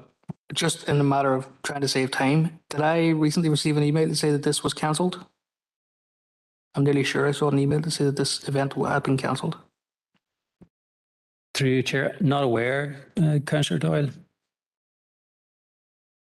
Well, it's scheduled for the day of the Queen's funeral. So it could well be. Chair, the Eventbrite actually says it's unavailable too, so I think it might be cancelled.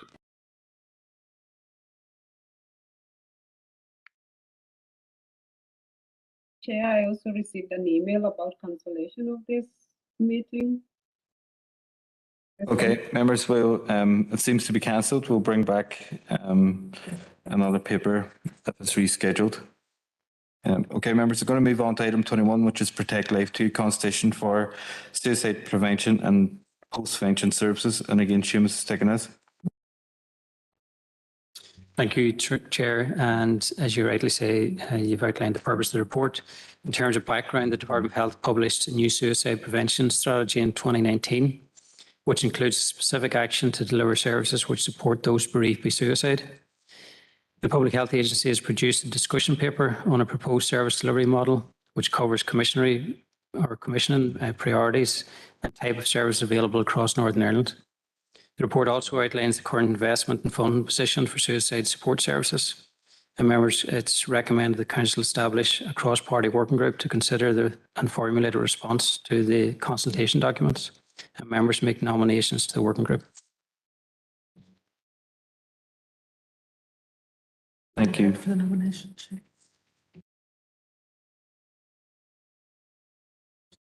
Okay, members, we can accept nominations now, or you can email into Karen. She can accept nominations. Councillor Tierney? I'm just wondering, in terms of practicalities, and I know it's, many would say it's not directly linked, but many would equally say that it is, but there's a mental health working group. Would it not fit better in there, as opposed to forming a new group? They look at this. Just a suggestion. Through you, Chair, there currently isn't a mental health working group. The previous mental health working group, those terms of reference related to the consultation response. And that was a task and finish working group. And again, it isn't currently in place. That's the reason why we've recommended that a group be set up. That's a good reason then. Well, on that basis, we're happy to propose the recommendation. Do you want the nominations now?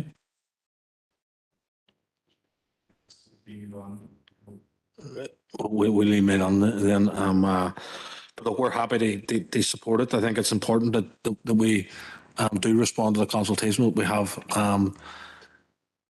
I suppose, a thought and a strategy around what that might look like. It's a massive issue across this district, and it's definitely something that we need to take our time with. We need to understand what the outcome is. So I think it's important that we do have that conversation cross-party to see what we can get out of it and what we can feed in inevitably to the end consultation. Thank you, Councillor Tierney. I just noticed in the chat box that the item has been seconded by Councillor Rachel Ferguson, and she's nominated herself to the group. Again, members, no dissent on this issue. I'll take it as unanimous. And again, if nominations can be put onto Karen or Seamus in the next few weeks. Members, I'm going to move on to item 22, which is an update on the public conveniences provision at Murlock, and Seamus is going to take this item. Thanks, Chair. The purpose of the report is to update members on the status of the public convenience provisions at Murlock. Members, following previous discussions at the council meeting in June, council officers have liaised with DERA regarding the wider tourism and outdoor recreation needs of the site.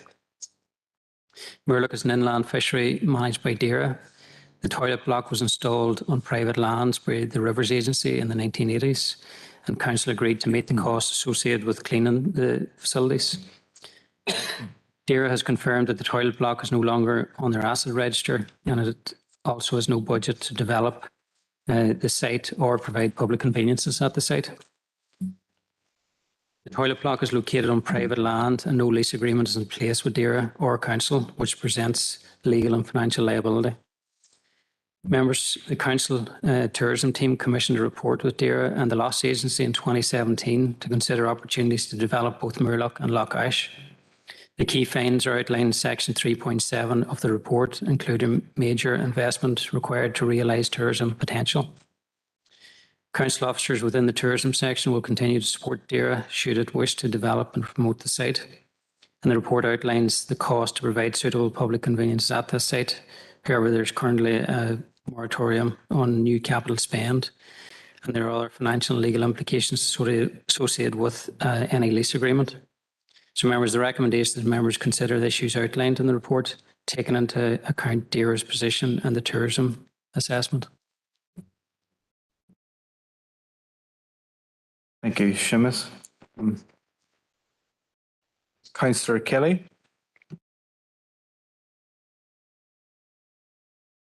Thank you, Chair, and thanks because I'm clearly not a member of this committee, but it is in my local DEA here, and it is fairly local to me.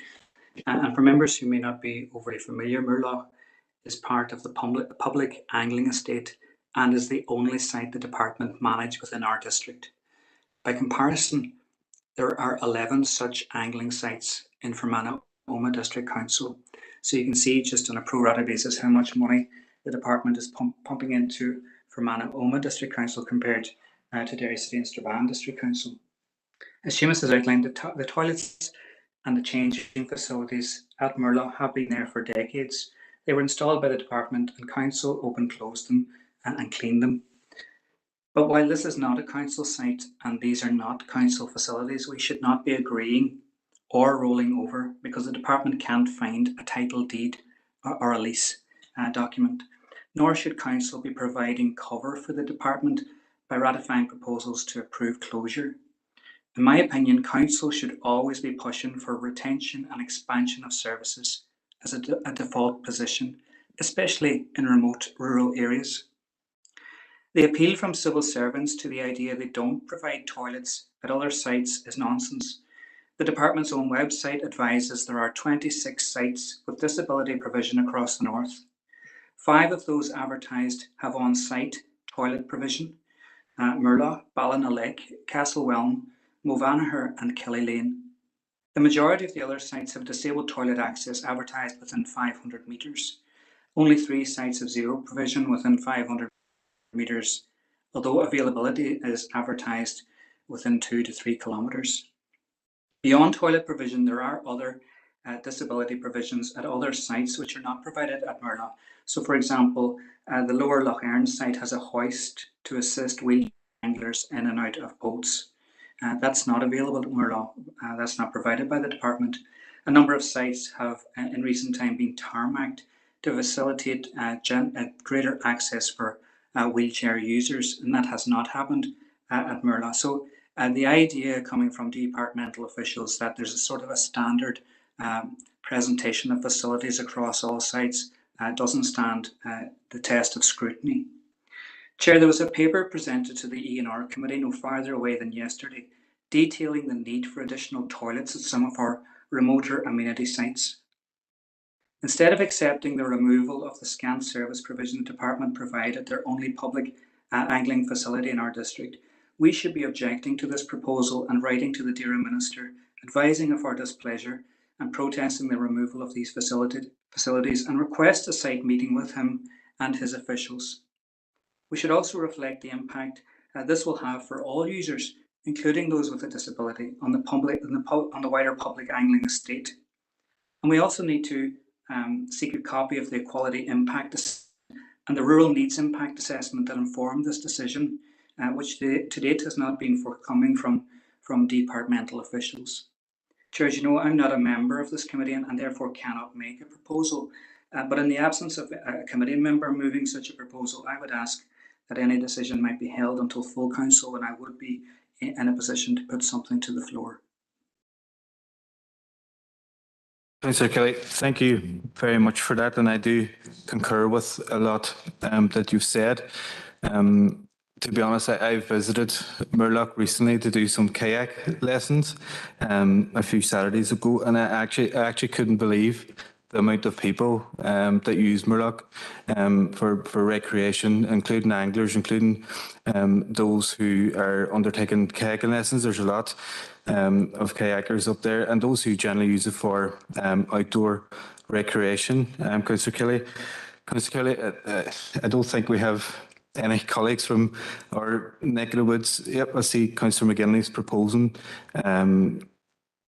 your suggestion there that we object to the removal of these public toilets, and that we do ask for a site meeting. Councillor Kelly, I'm happy to second that, and I do thank you for suggesting it. I do think that provision is needed. I was shocked with the amount of people who were using Murlock, so we're happy with that proposal. Thank you very much, Chair. Appreciate it. Councillor Tierney? Thank you, Chair. Can we see the proposal maybe on the screen? I've no issue with what's been Councillor Kelly has articulated, and yourself as well. But I would have a fear that if we are going to write to say that we object to the removal, then we need to have a plan B and another ask of the department, because the last thing that we want them to do is say, well, that's fine, we'll not move them, but you fix them and leave that bill as council, or try to force that bill on the council. So if there's something that we can put under the proposal that just protects council from having to pick up a cost from the department, I think that would be important. But I'll leave it to Councillor Kelly to see what he thinks of that suggestion. Maybe he has that on his thinking already, but it's just an observation, I suppose. Thank you.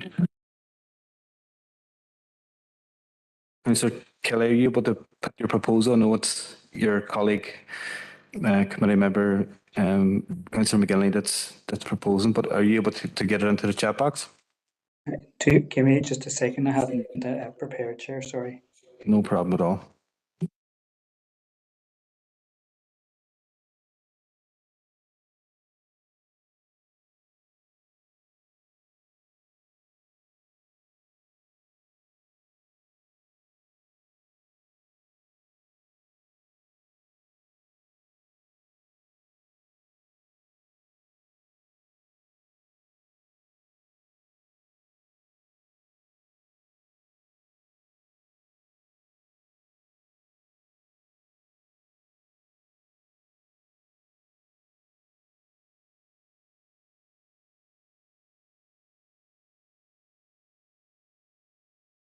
Okay, we'll get it on screen. Yeah, that's I suppose a suggested text. It's not obviously a proposal because I can't make one, but it doesn't include the point that Councillor Tierney was raising. Obviously, it can be adapted to incorporate that.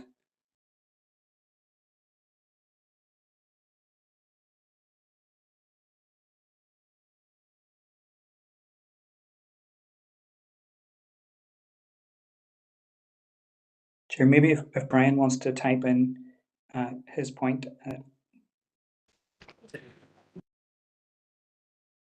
Councillor Tierney, do you want to propose an amendment?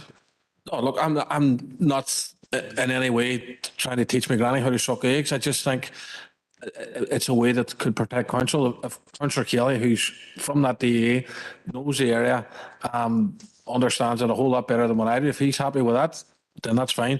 But I just think that we may be in a position in a couple of months' time where we have to write and say that we're now objecting to them doing nothing with them. And just leaving them there, they rot. Do you know, that kind of way? So that's just a concern I have. But if Dan's happy enough, I'm happy enough. Thank you, Councillor Tierney. Any other member want to speak on the proposal? Councillor Devaney, or Alderman Devaney, sorry. Thank you, Chair. And look, I just want to put on record, I have no problem with the proposal, but I do agree with Councillor Tierney on this issue that if Dara would happen to come back and say, right, we'll just leave them there and we have to refurbish them. I think there should be someone on there that, could we ask Dara maybe to refurbish the toilets or replace them with more modern ones? I don't know whether that would be possible, Chair. Is that a thought?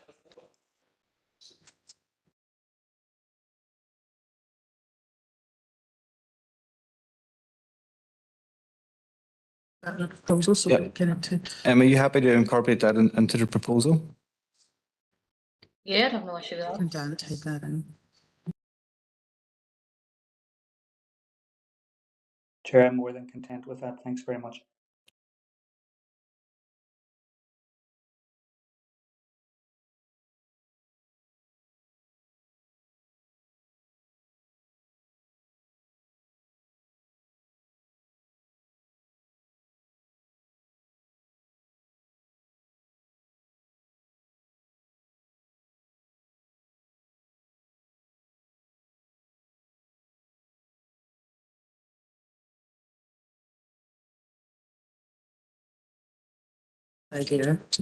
That's refurbished or replaced by Dara. Teresa, apologies. I think that was, yeah. Councillor Kelly and Councillor McGinley, happy with the wording? Yep. That's perfect. More us here. Thank you. Okay. Proposed by Councillor McGinley, seconded by myself, members. Yep. Councillor Tierney? You're going to second it? Okay. Okay, members, I'm here no further dissent. We'll take that proposal as passed. That's item 22. Okay, members, the next items 23 to 32 are open for information. If any member wants to raise any of them, please let me know.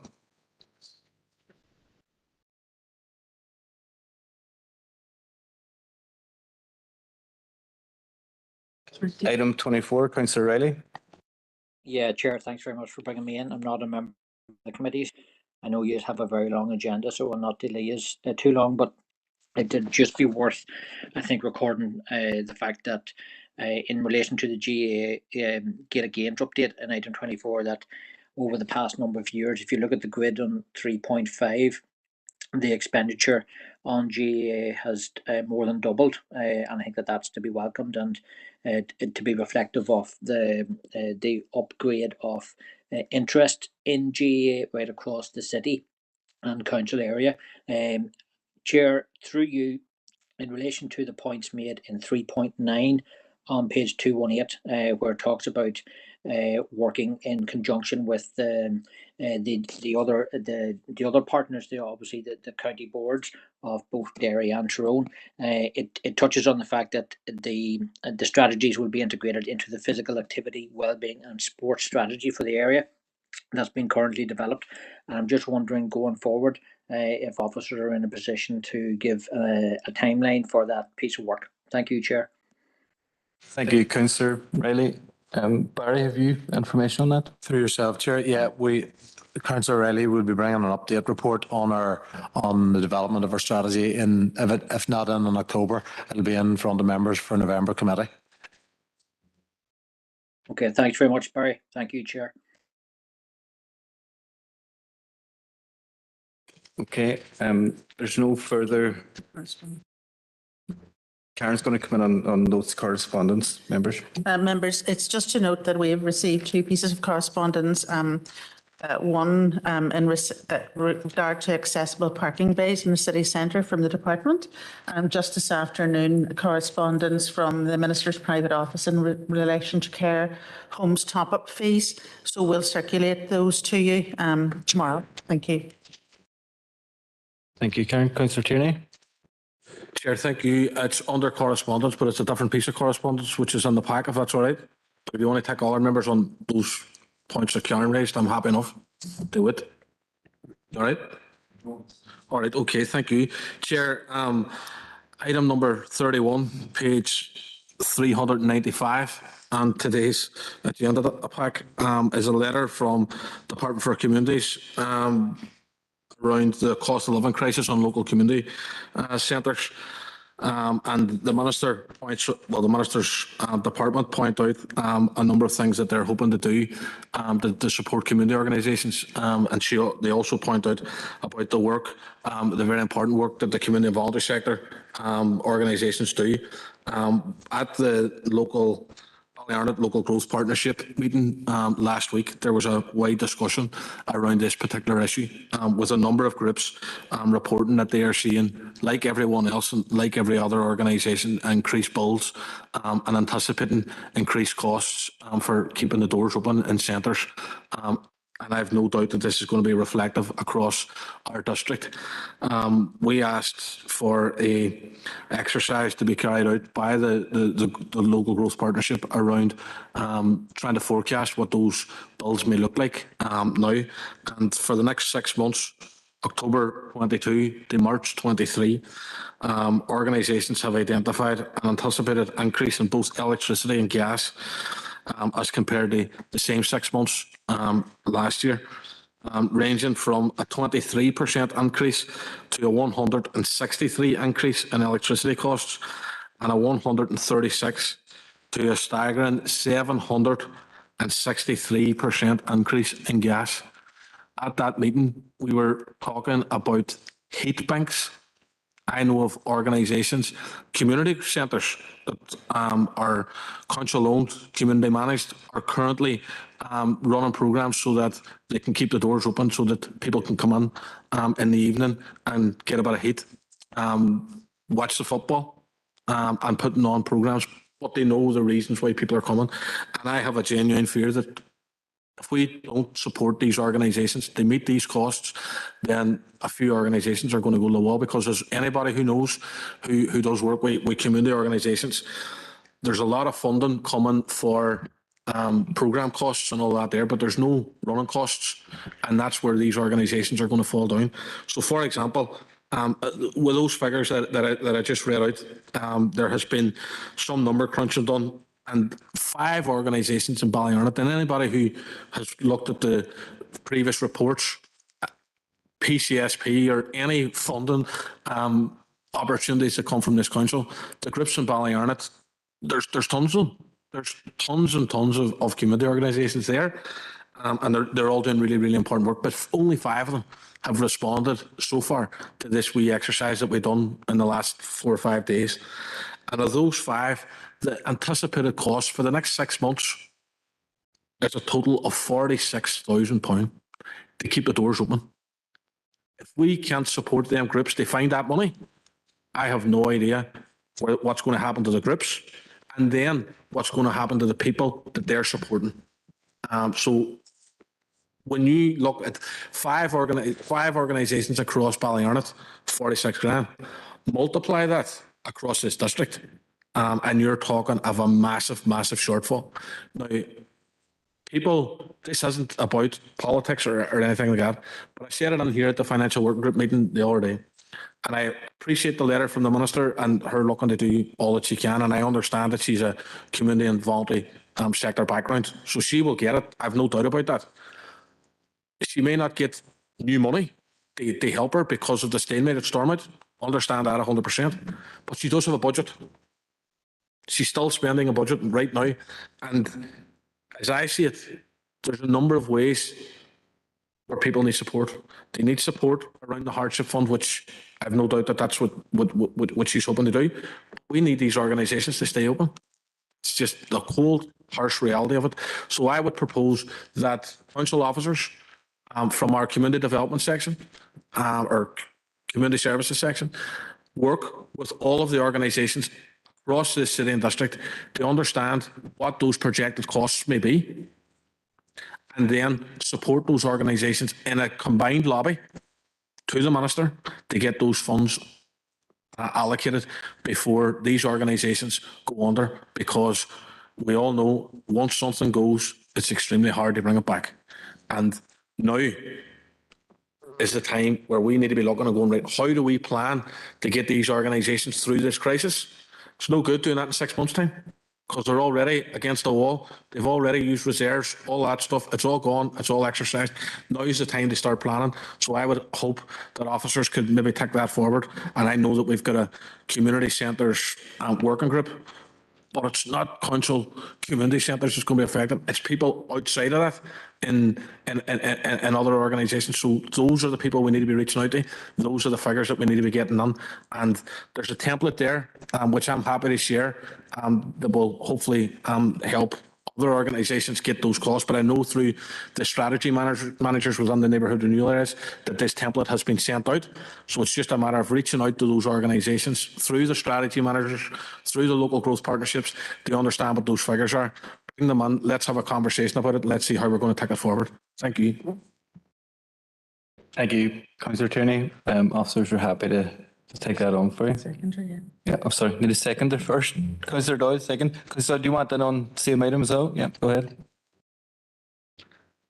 I have a sneaking suspicion, Chair, although I have no evidence to say so, that I've been sharing my emails with Councillor Tierney, because first about the issue about the March, and now he mentions warm banks, and I have a motion before full council about those two.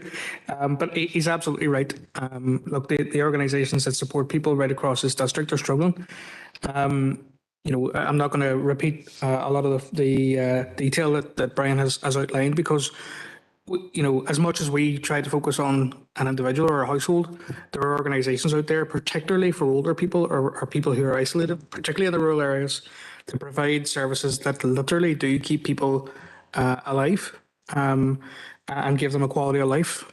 I note in the correspondence that Solace is a member of the Emergencies Leadership Group, as well as seconding Brian's proposal. Can I also ask that the Chief Executive, as a member of Solace, maybe provide a report as to what he understands is currently on the table with regards to this? Because I think it's important, not only as an individual council, but on a partnership basis, that we're all speaking from the same hymn sheet when it comes to the response from Solace as well. Thank you.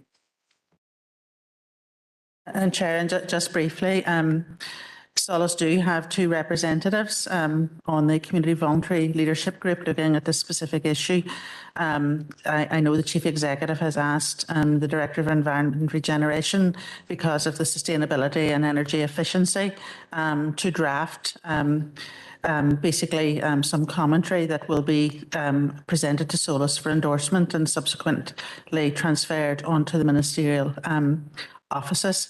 I'm conscious also that NILGA are also, not just in relation to community centres, carrying out an exercise to establish the support mechanisms that councils may or may wish to put in place in relation to cost of living crisis. So it will be possible to have that update. Okay, Alderman Devaney. Thank you, Chair. And it's just to add on the DEP support for the proposal going forward. And look, this argument has been well rehearsed about keeping doors open. And I think it's important that we look holistically across the urban areas and especially that rural area where I know a number of places will be coming under severe pressure over the next 6 months to keep doors open. But happy to support it, Chair.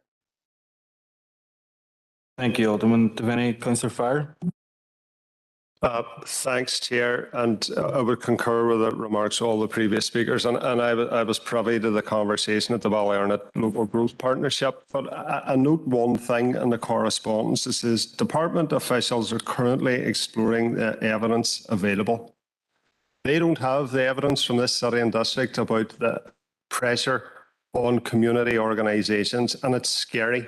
Electricity going through the roof, gas prices going up by 50% in a couple of weeks. This is going to grow and grow. And unless we can quantify what the challenges are within the communities across this city and district, this group, this organisation is detailed in the letter, they're not going to have an understanding of what the ask is. And if they don't know, they're not going to do anything about it. So I think it's our job to sort of coordinate that and say, across Derry and Strabane, the ask is 500 grand for the next year.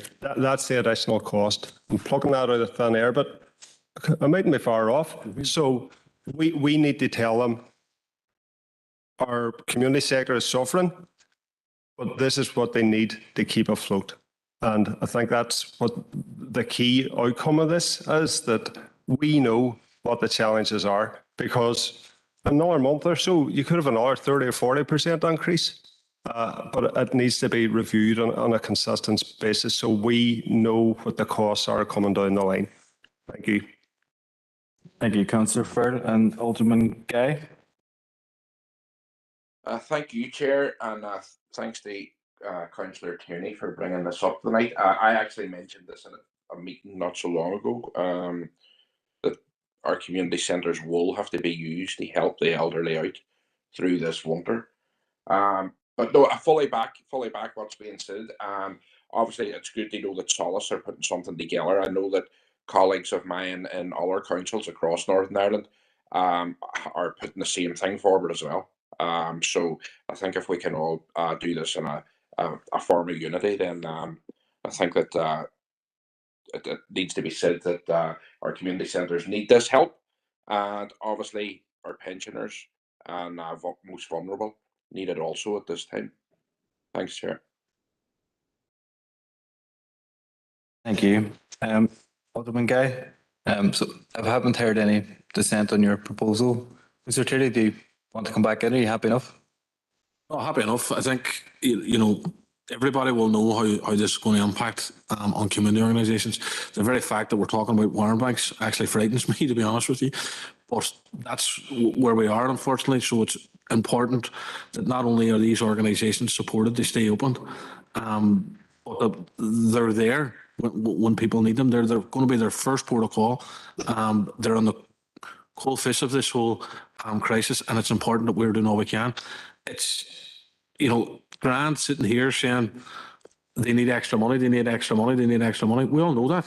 You know, if we weren't going through a cost of living crisis, speak to any community organisation you want to, they'll tell you they need extra money, whether they're in a cost of living crisis or not. But what we need to know is how much they need. You know, this isn't going to be an opportunity to just go and say, oh, we need some money to see us over the next couple of months, but we might be back to you. This is going to be a one-off. I think this is going to be a one-off where we need to go and say, like Councillor Farrell said, we need 500 grand to get these groups through this difficult period. And then we'll look at it after that, after we get through this winter. I think that's where we need to be. I think it's really, really important that work starts now and as soon as possible, so that we can form that lobby and work with Solus and whoever we have to make sure that we're doing all we can. Thank you. Thank you, Councillor Tierney. And again, members, I've heard unanimous support for that, so I'm going to take that proposal as unanimous. Members, moving on, we're going to move into confidential. So get a proposer and proposed by Councillor Doyle, seconder for. I'll second that. Sure. Second, Councillor McGinley. Okay. Members, just 1 minute here to make sure that we're on confidential.